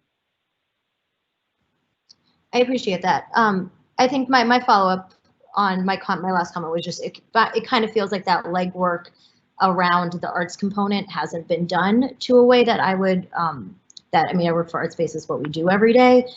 I don't know how, if you don't have the buy-in from the artist community to have that production space there at this point, when it's not even open yet, how will that relationship evolve to have that space be productive in the future? So that would just be my comment, is making sure that that relationship doesn't sour this early on. Very good. Yeah, thank you. Yep. Commissioner Meyer. Thank you. So I agree with Commissioners Schrader and Marwa about the orientation of the building, and I will propose making it a condition that the production be oriented toward the south end for a few different reasons. I mean, there will be noise and other things coming from the California building, and we want to, not have your new building be in conflict with that. So, I agree on those points.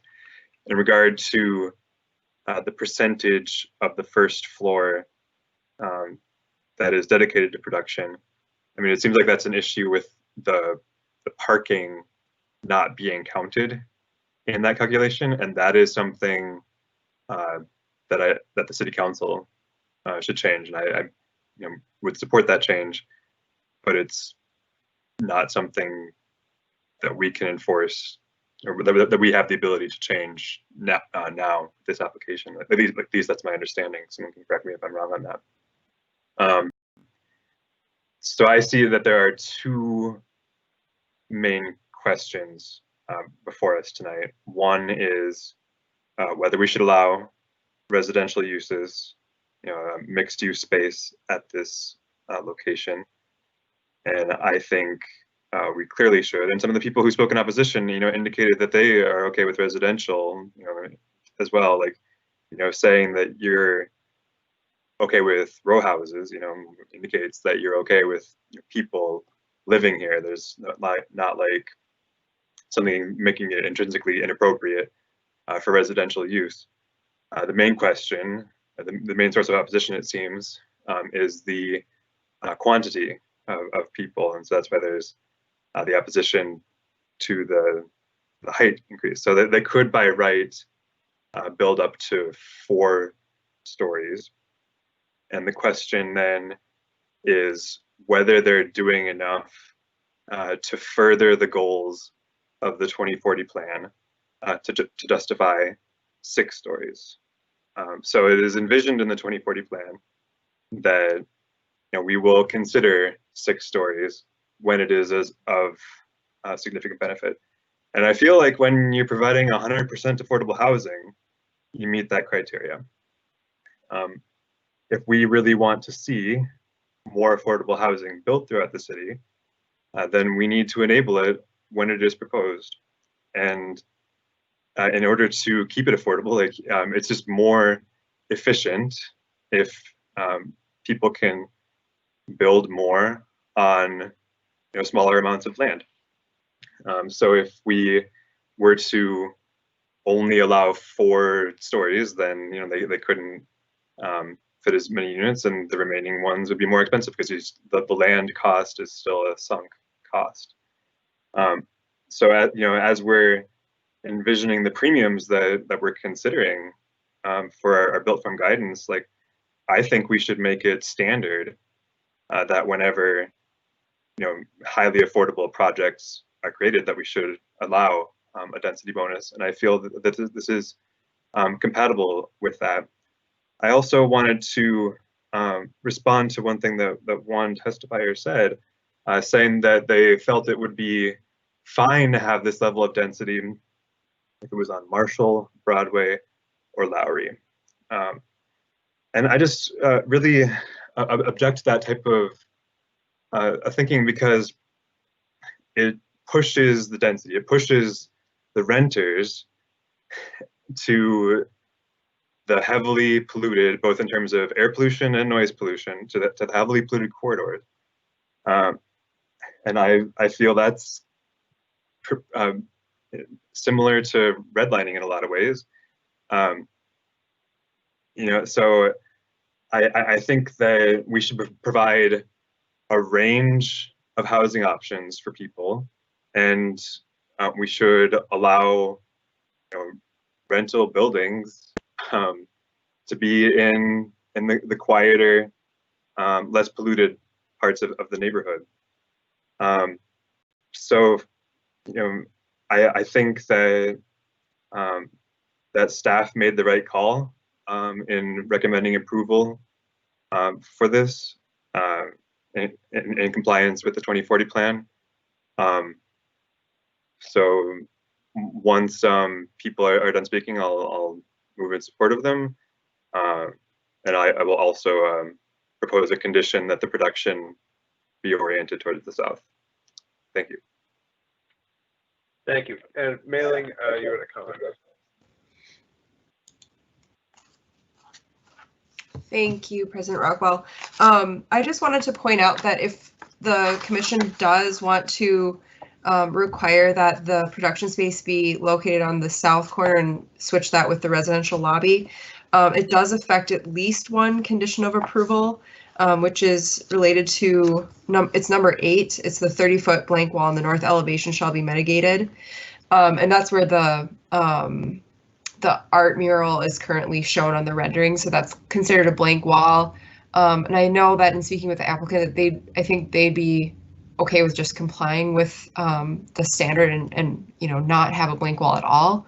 But it's just something that I think that it should be taken care of simultaneously with any other conditions about the non-residential space. So either strike that or perhaps change the wording to south elevation, because that's where it would be affected.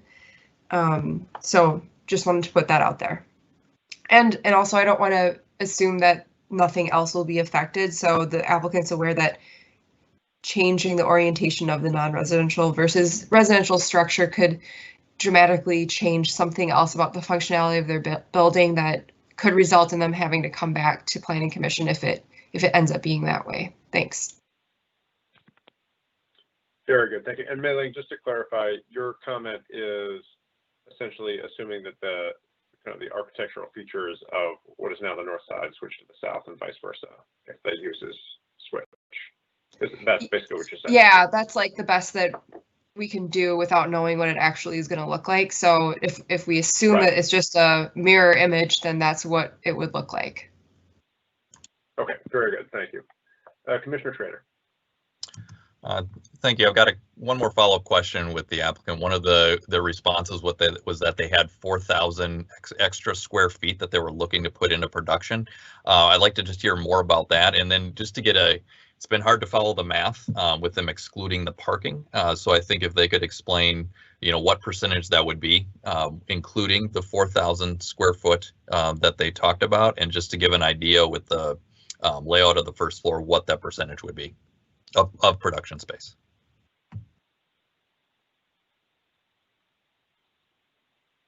This is Christine with ESG. I guess to clarify, so we've built into the proposal 13,400 square feet of guaranteed production space on the ground floor. The added 4,020 square feet would be a possible mezzanine that could be built out as part of a tenant improvement. So if Ellis Black secures a production tenant and they need more than 13,000 square feet, there's an ability for them to build a mezzanine up to what is the code allowed maximum, which is 1/3 of the square footage of the space. So that's where that's coming into play. I guess I can try to do the math real quick to add that 4,000 into the square footages. I don't know that that's necessary if that's only an add-on. I mean, it's hard to count that if that's not something that's kind of initially envisioned and is a variable. I guess I'm trying. Yeah, so we're still over 52% without that added mezzanine square footage. So and that 52% is excluding parking? Correct. Okay, because that's what makes it. It's something that when we're looking at that, we're trying to preserve as much production space, and when the parking is taking over some of that possible production space. So this almost needs to be a debate over added parking space versus production. So it would be just helpful to know, what if you looked at increasing the production space and reducing the parking, kind of what other layouts have you looked at?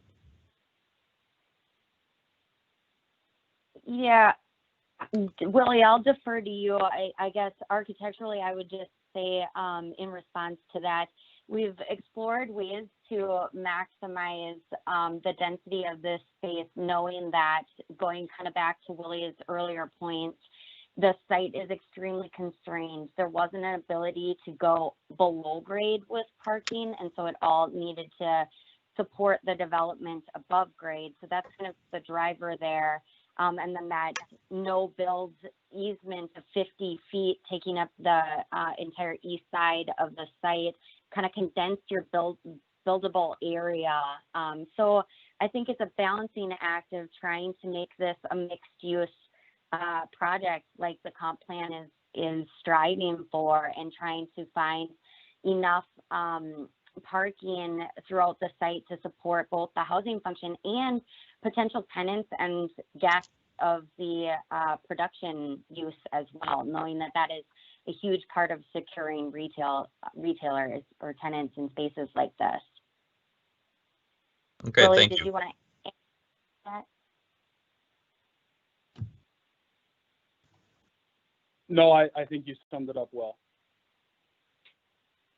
Okay, thank you. That's the end of my questions. I just have a comment. I think Commissioner Meyer put it well, and really framing this up that when we're looking at something that's going to go 2 stories above what's already acceptable, we are looking to fulfill goals of the 2040 plan. I think the affordability is a fantastic way to go there, but I think there is.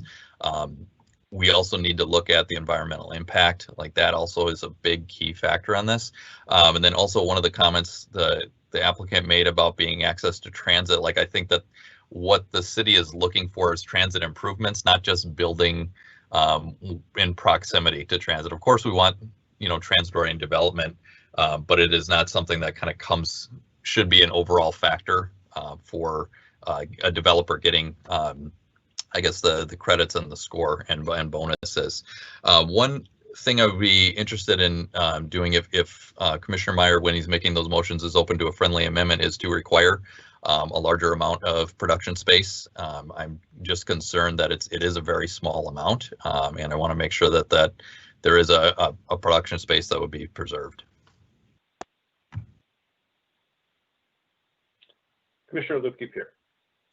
Did Commissioner Meyer want to respond to the friendly amendment request first? Sorry, I didn't actually make any motion on the table. I haven't actually put them on the table yet. I just so the first committee. Okay. I expressed intent that I would do that. I would welcome Commissioner Schrader making the initial motion if you would like to. Okay. So then I'll go back to my question, which was for staff. So Mei-Ling, I just had a quick question about the mezzanine that was being discussed. Can you refresh my memory in terms of what first floor ground level ceiling height all triggers a automatic other story, or is that already factored in? Because it would seem as though if you have a mezzanine that's allowed, that would have a ceiling height of at least 14 feet at least. I mean, probably 15 or 16 feet in order to accommodate that, which seems as though it's right around that spot where it triggers as an automatic additional story. So I wasn't sure if that was included in part of the request for 6 stories, or whether that would be an additional one that would be forthcoming in addition to that if a mezzanine were so added. I'm recalling that they already have the mezzanine that's in there, but let me, I can double check my.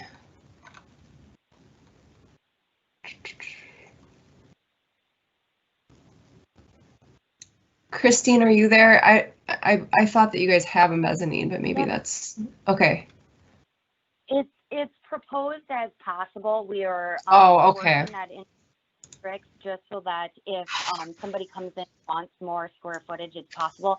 By building code, it's not considered another story if it's a true mezzanine, which is that cap at 1/3 of the square footage, which is why we've capped it at that 4,000 square feet. Yeah, I actually, my question though wasn't about the building code's interpretation of story as much as I know that in our zoning code, we have a designation for heights of floors, and certain floor to ceiling heights automatically are counted as an additional story. So that was my question for staff, if that was still, I know we're in the process of rewriting everything, so I don't know if that's still a relevant code thing or if that's already been factored into the request for the height. That's what was, I guess, my question. Sorry about that. So you can go up to 20 feet on the first floor, which they have right now. So the first floor building height is 20 feet. It would still be within that 20 feet from my understanding. Super. For some reason, I thought it was closer to 16 or 14. So thank you for clarifying, Mei-Ling. I appreciate it. Sure. Very good. Commissioners, are there any further questions or discussion, or would someone like to start us off the motion here?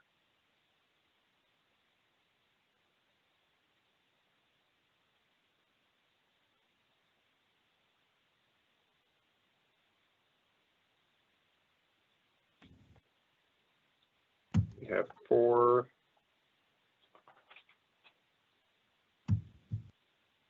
applications before us. Commissioner Schrader. Sure, I'd like to move condition B, the conditional use permit, and add a condition. And this would be a condition 4 that, and if folks have done the math better than me, let me know, but it's that 8.33% of the first of the building would be kept at production. And that's just, half of the first floor in a 6-story building.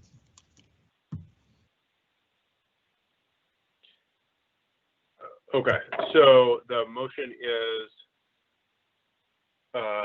that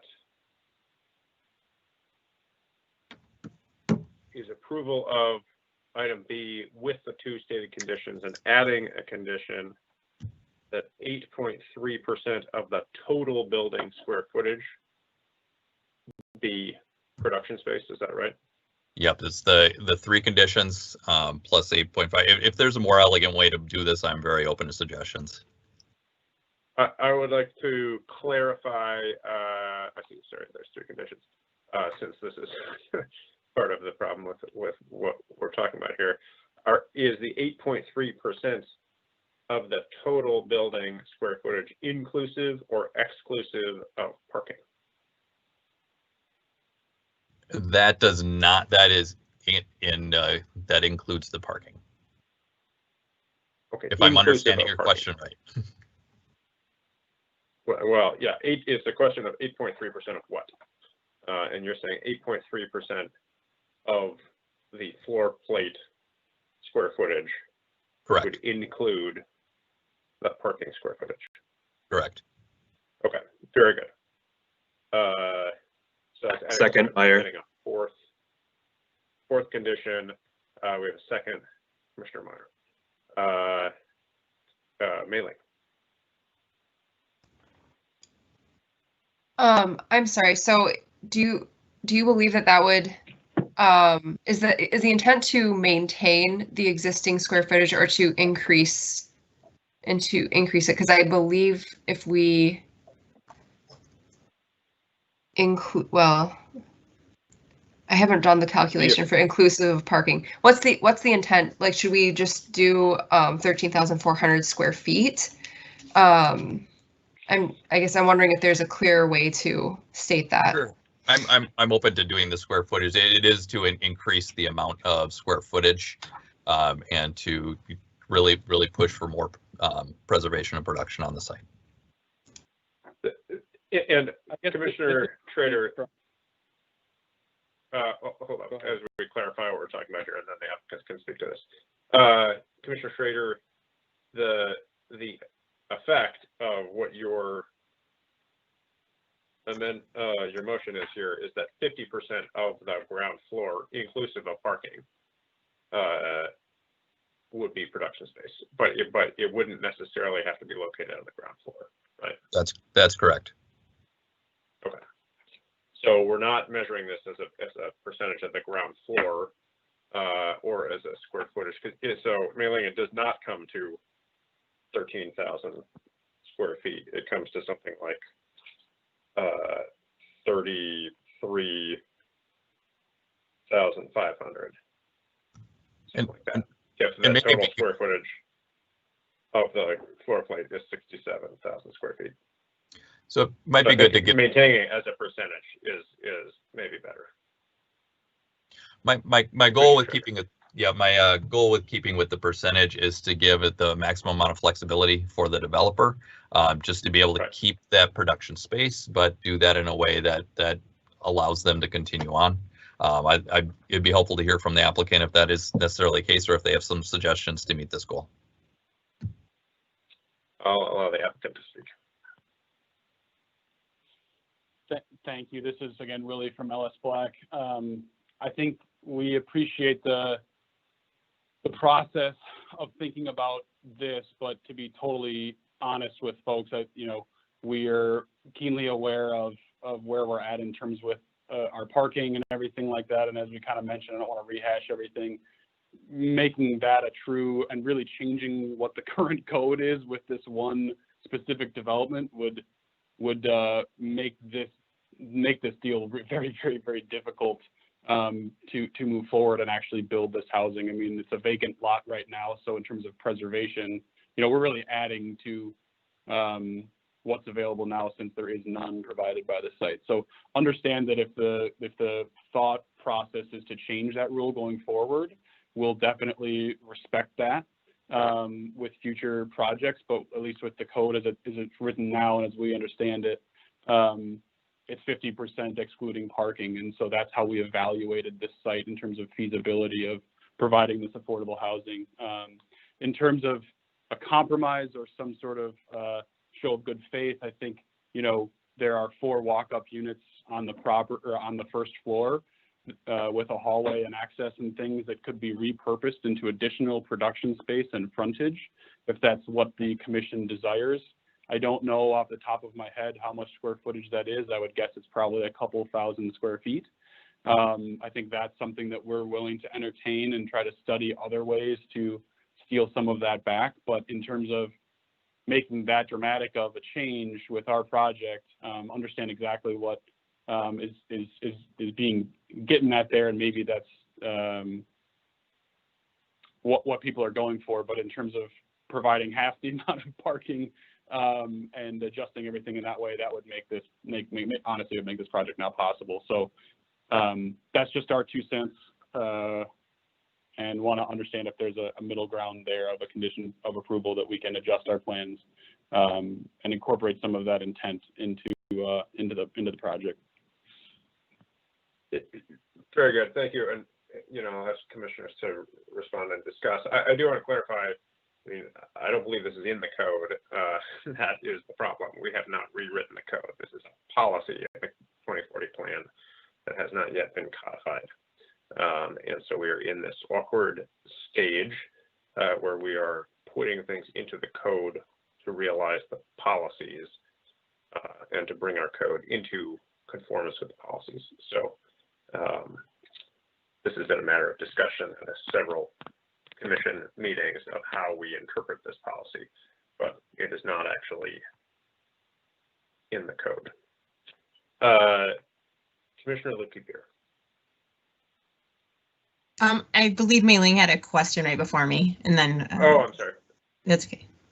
Oh, okay. Well, so I guess she said she's already been called on. My mistake. So I'm trying. I just have a question. I'm just a little confused. So part of the request for some of the applications was because it was near transit, so it should be allowed to be higher, which contrary to Commissioner Meyer's belief, I actually believe high density projects like this should be near major corridors because that's usually where transit tends to be. So getting people around, it makes it easier. Shorter walking distances and whatnot. But at the same time, then we need all this parking.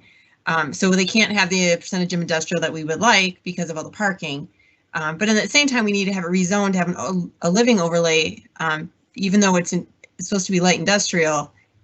Although during the comp plan, all we heard constantly was that we can't afford to give up any more industrial. And this appears to be really at this point a residence with some industrial as opposed to industrial with people living above it or near, also there. So I feel like the applications are kind of in conflict with one another. I think that Commissioner Schrader is on the right point trying to mandate increased industrial because that is the intent of this. If everything we heard in the past 4 years was true that we really need this industrial space and it's about jobs, then I think we need to kind of, hold our line there. And I, as everyone knows, I actually don't bring on as well as industrial on the same site. But I do think that this is starting to feel a lot like a residential project that has some space that may or may not ever end up being used for industrial. So I actually don't see the need for all the parking. I feel like the things are counteracting each other. So I think we need to pick a narrative and stick with it and make your decisions forthwith.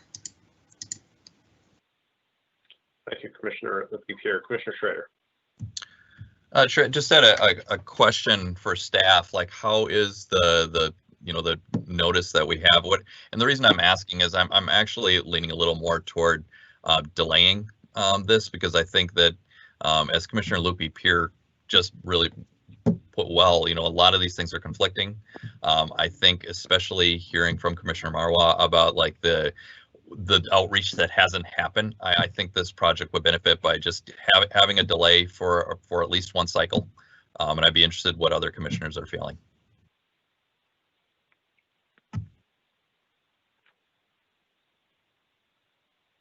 Mr. Lukey-Beer.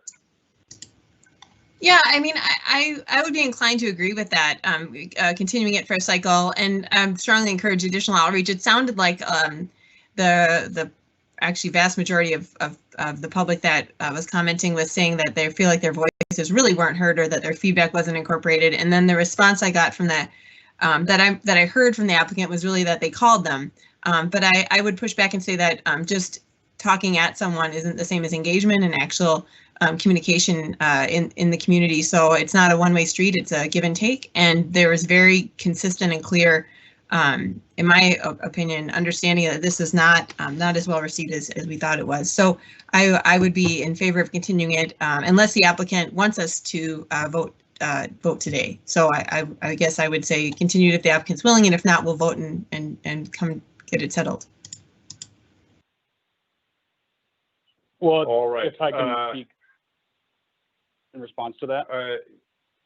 Yes, we may. Thank you.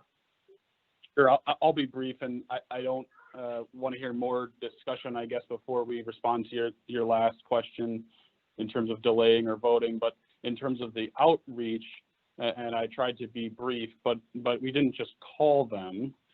Just so you have the information, we presented twice to the neighborhood meeting, and obviously there was outreach on their behalf to make sure as many people that could attend did. And so we did that twice as much as we could. Obviously we'd prefer to be gathering in person, meeting with folks and hearing their opinions that way, but obviously that's not possible at this point. So there were 2 of those conversations over Zoom, and then obviously conversations back and forth. To be honest, I understand when people have a difference of opinion that they feel they haven't been heard, but from our perspective, we tried to meet them and accomplish everything that we could while still having a feasible project that can move forward and provide affordable housing. And so the details that get lost in that are that when they prefer a 40-unit row house project, that's contrary to our entire plan and mission, to be honest. And so that's not something that we can incorporate. And so understand that makes people feel like they haven't been heard, but it's also, we're going to be open and honest with folks about what's feasible and what types of projects we know how to do and how to bring online that can produce the affordable housing. So I understand exactly why people are frustrated, and there's some that support the project and many that don't, but I don't feel like we have not engaged with them as best we can in that regard. So I just wanted to put that out there.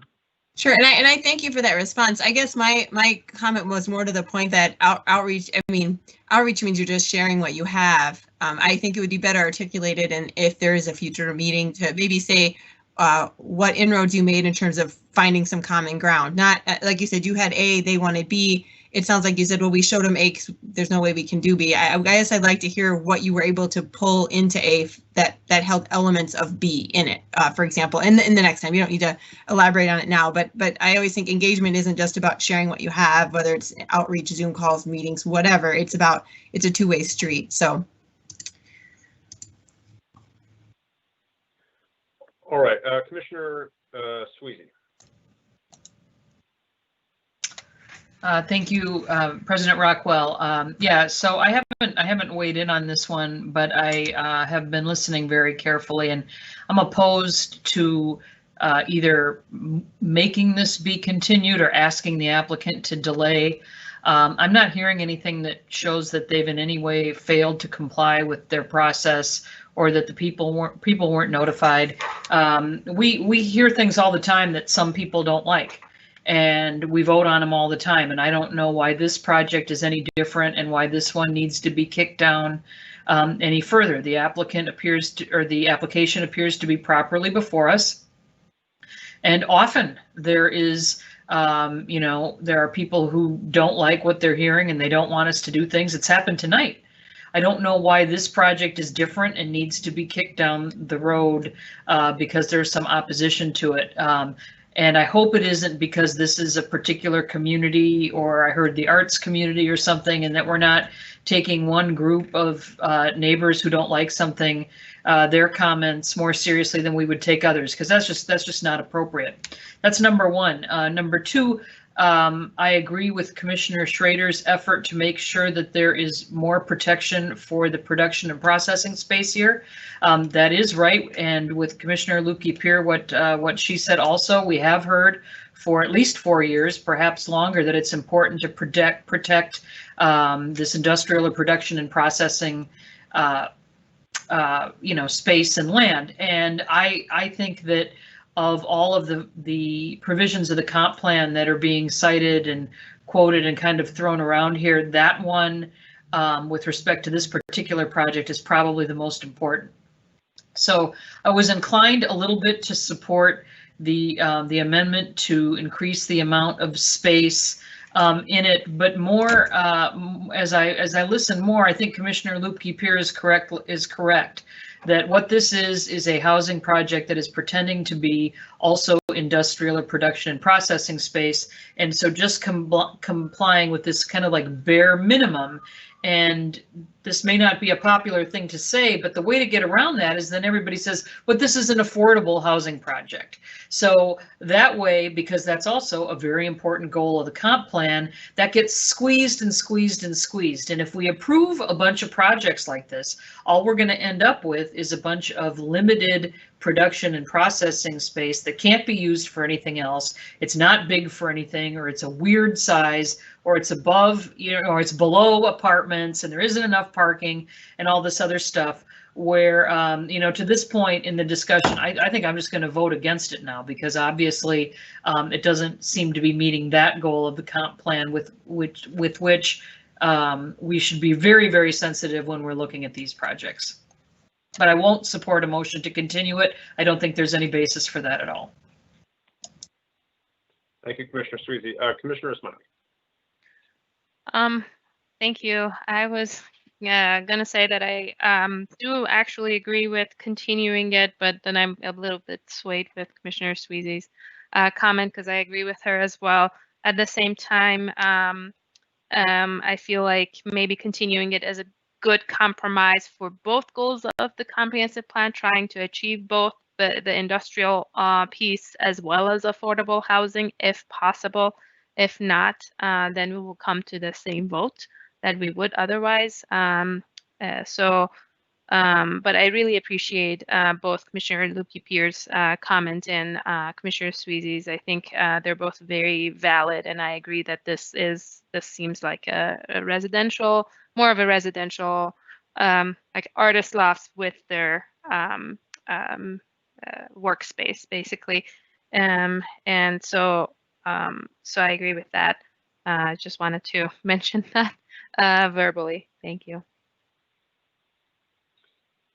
Very good. Yes, the amount of parking is determined by the number of residential spaces, and if that's a constraint on the ground floor, basic math there. Commissioner Schrader.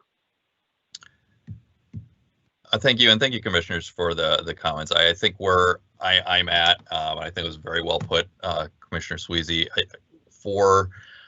So my motion's on the table. I think I would like to ask staff as well as the applicant if 2 weeks would help get us there. If 2 weeks would be enough to be able to clarify a little bit more about how to increase, how to preserve production space, or if we're going to be here in 2 weeks, I think Commissioner Sweezy is right. We shouldn't be waiting. But if there is a real value in waiting those 2 weeks, it would be helpful to know that. So just, for the staff response on that, I think we can defer to the applicant as well. If the intended outcome or the outcome we're hoping for here is that there's more production space, or, maybe we're not sure what that space should look like. I don't know if we're going to get there in 2 weeks. I think it's important to point out that throughout the comp plan process, this was a really sticky issue. And it's one that was changed kind of right near the end of the adoption of the comprehensive plan. And a work group has already been put together to put some effort into thinking about whether or not we got this production mixed use category right. I don't know that we're going to make progress on that in the next 2 weeks. We have had other production mixed use buildings get approved by this commission with a similar ratio of production space on the ground floor, where it was 50% excluding the parking, which is how we calculate the floor area ratio right now. So that will still be in place in 2 weeks when this is before you. So I think the question is really, what are we hoping to achieve in these next 2 weeks specifically? And that's probably, to clarify that and see if the applicant is going to have time to look at relocating, expanding, or otherwise modifying the production space in a meaningful way. I'll ask Commissioner Schrader just to clarify what his hypothetical motion to continue would be, since you asked sort of whether that would be useful to clarify what we're hoping to see from that. Is it seeing an increase in production square footage? Seeing how much that can be pushed? Yes, well, that as well as what we heard, if the applicant is moving production space from the north to the south area, how that's going to affect everything else in the building. Like, I think there's kind of almost been an assumption that wouldn't be an issue, but I think because of if there is a 2 week delay and a push for more production space to be able to have the applicant have the time to better tell the commission what that would look like. Very good. Commissioner Marlowe. My question was for Kimberly about that working group that you just mentioned. When are they planning to meet and kind of come up with findings? I mean, if that timeline aligns closely with this, it seems like we should try to maybe wait to hear what they're coming up with. It does not align closely with this. There is no definite timeline, but it would come after the adoption of the built form work, so likely in 2021. Very good. Yes, as I said earlier, the process of working through bringing the code to the policy is awkward for the Planning Commission. Commissioners, are there further questions? We do have a motion on the table. If I could, this is Will. I have a moment to address the comments. Yes, sorry, Commissioner Schrader did ask for your reaction. Go ahead. Sure. So again, Willie from Ellis Black. Thanks again for keeping going here. I guess I totally understand what Myling is saying, and it sounds like the time frame doesn't quite match up.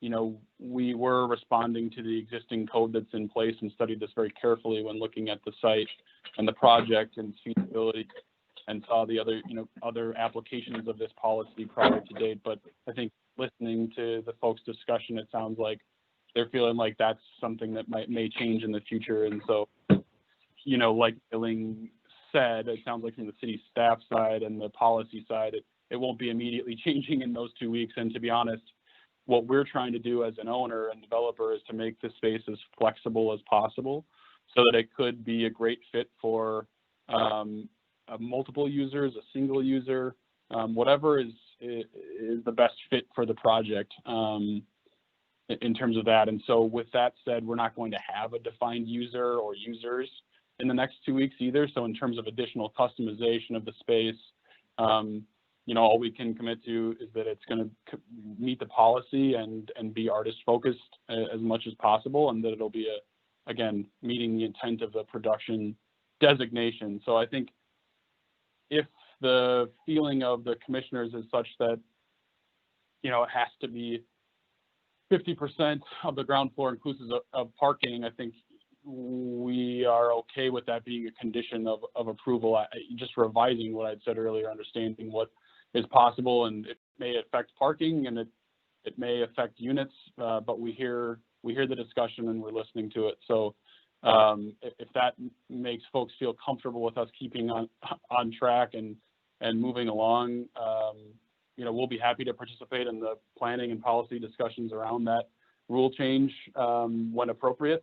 But for this project, the most important thing would be to find out where folks are standing, and if that's something that meets the intent potentially better, then we're willing to do that and figure it out and go to our community partners, as has been mentioned, and trying to find if it's a large single user or multiple users or whoever can best utilize that space to meet the intent of the policy. So I guess we want to revise what we had mentioned earlier and feel like a 2-week delay probably doesn't get us much more than we have today, and we'll work with staff going forward and future, you know, the boards going forward that have to approve this to make sure that the I's are dotted and the T's are crossed. So I guess that's our 2 cents. Thank you. Very good. Thank you very much. All right. Commissioner Schrader, your motion is on the table. Do you wish to revise or withdraw? You indicated a potential intent to withdraw the motion. So I'm when you're talking about continuance, but if you could speak to the motion before we move forward. Sure. I think I'm comfortable continuing to move forward. I will not withdraw it, and just ask for everyone's support. All right, very good. We have a motion and a second to approve item B, the conditional use permit. I've lost my thing here. To allow dwellings in the industrial overlay, living overlay district with the 3 stated conditions and adding a 4th condition that 8.3% of the total building square footage be production use. Is there any further discussion on this motion? Clerk, please call the roll. Ismaili? Aye. Lipke-Peer? Aye. Marwa? Aye. Meyer? Aye. Olson? Aye. Schrader? Aye. Sweezy? No. That's 7 to 1. All right, that motion carries. We have 3 additional applications before us. Anybody like to make a motion?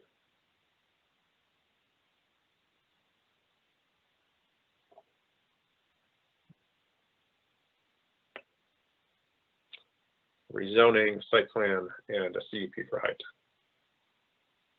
Commissioner Schrader. I will move the 3 remaining conditions with all of the staff recommendations. And a point of clarification, when moving item C, are you moving item C as suggested in the packet that we received earlier today from staff?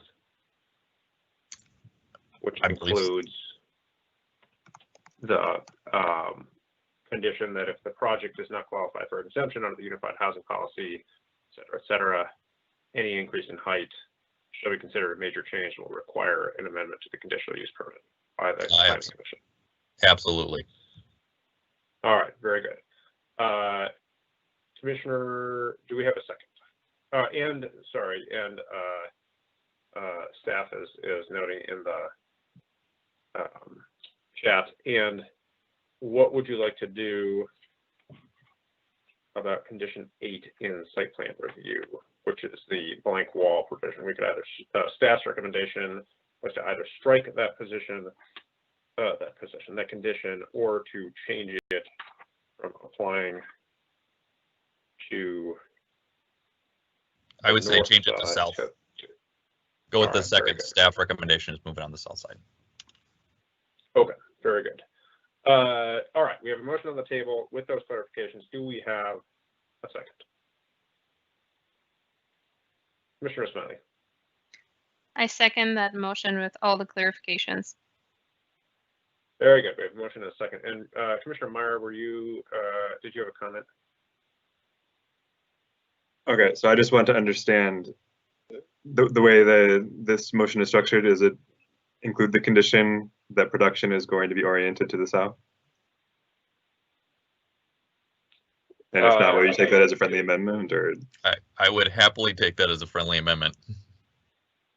Okay, and I'll take guidance from staff about this friendly amendment, but I'd like to have an additional condition added. Production must be oriented to the south. I would note, we can ask staff, but I would note that we just made a condition earlier that will require basically all of the ground floor that is not parking. In practicality, all of the ground floor that is not parking will be production. I'm not sure that this amendment is relevant anymore.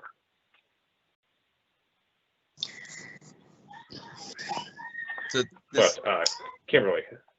Yes, I'd like to also just, as a point of clarification, so we just continued one application. Typically, we would continue all applications. No. We didn't continue. We moved forward with there was never a motion to continue. There was a discussion about a motion to continue. The motion was approval of item B. I'm frantically making notes over here and confusing myself. So thank you. All right. You're welcome. We did not. We're on track. We talked about continuing. We're on track. We're approving this thing with a bunch of conditions. Yeah, Commissioner Schrader made it confusing when he said he wanted to. We were continuing with his motion. Yes. Thank you. Right. So right turn or left turn? Right. All right. It's like a Abbott and Costello. Okay. who's on first? All right, Commissioner Meyer, would you like to put forward that friendly amendment, understanding that it may be, I think as long as we're not precluding production space on any side, then we're okay. You know, maybe the motion could be insofar as there are multiple uses. I want to be. I mean, in their diagrams, they have like the residential lobby on the south side, right? So like that needs to change, right? Well, or a am I question of your condition? I want us to be clear. I want us to be realistic about what. I mean, it seems to me like you're saying that maybe it would be redundant, but I don't see any harm in adding a redundant condition. So if Commissioner Schrader is still willing to have it as friendly, then I would say, you know, have a condition on there that that production will be oriented to the south. It would be appropriate to add it to site plan review, if that's the intent. Very good. Yes. Commissioner Schrader, do you accept that as a friendly amendment? Yes. All right. And procedurally, give me a second on that, probably. Commissioner Smiley, is there? Yes, I accept that. All right, very good. Okay. Is there any further discussion?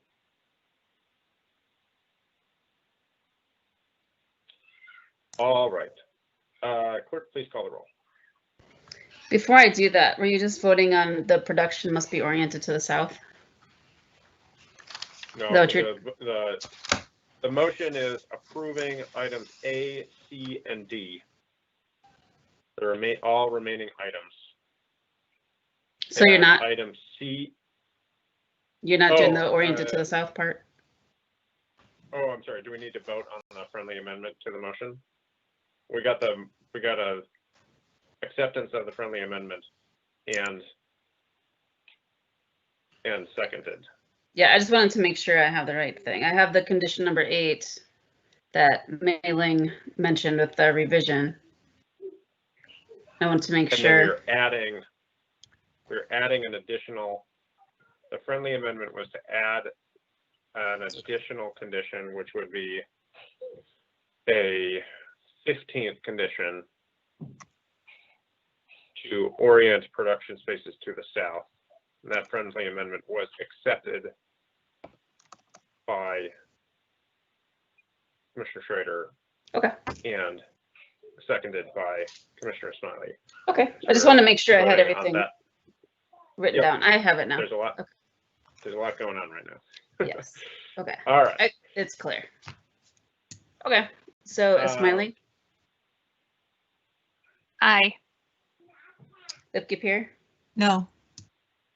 Marwa, Aye. Meyer, Aye. Olson, Aye. Schrader, Aye. Sweezy. No. That's 5 to 2. All right, 5-2. That motion carries. And that concludes our business with item number 12.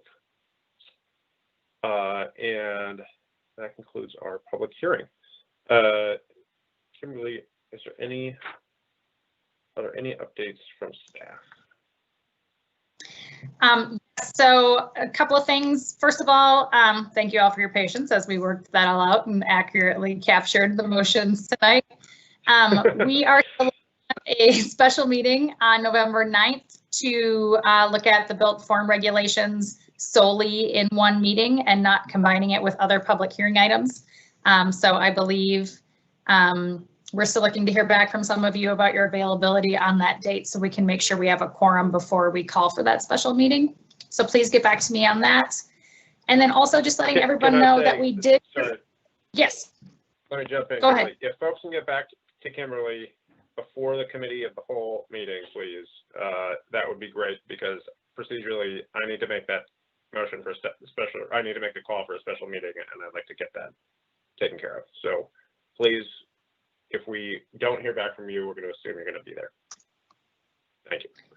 You could also do it tonight if you feel like we have the ability to do that tonight. I haven't heard from them that they do have a conflict, but I'll leave that to you. And then just wanted to update everyone that we did hear from Commissioner Dunnick that he is going to actually be moving out of the city and will therefore no longer be able to serve on the commission. So we do thank him for that. We will be following up with a more official resolution to thank him for his time on the commission. And we will have one more additional appointment to make. There are currently open appointments for the Planning Commission for a couple of seats. If you know anyone who's interested in applying to be on the Planning Commission, we're always looking for diversity in terms of skills and residency and backgrounds and all of the things. So please make recommendations to people and direct them to that posting on the city's website for the vacancies on the commission. That is open until October 30th. That is all I have. Thank you. With that, we will close this hearing. So thank you all, and meeting is adjourned.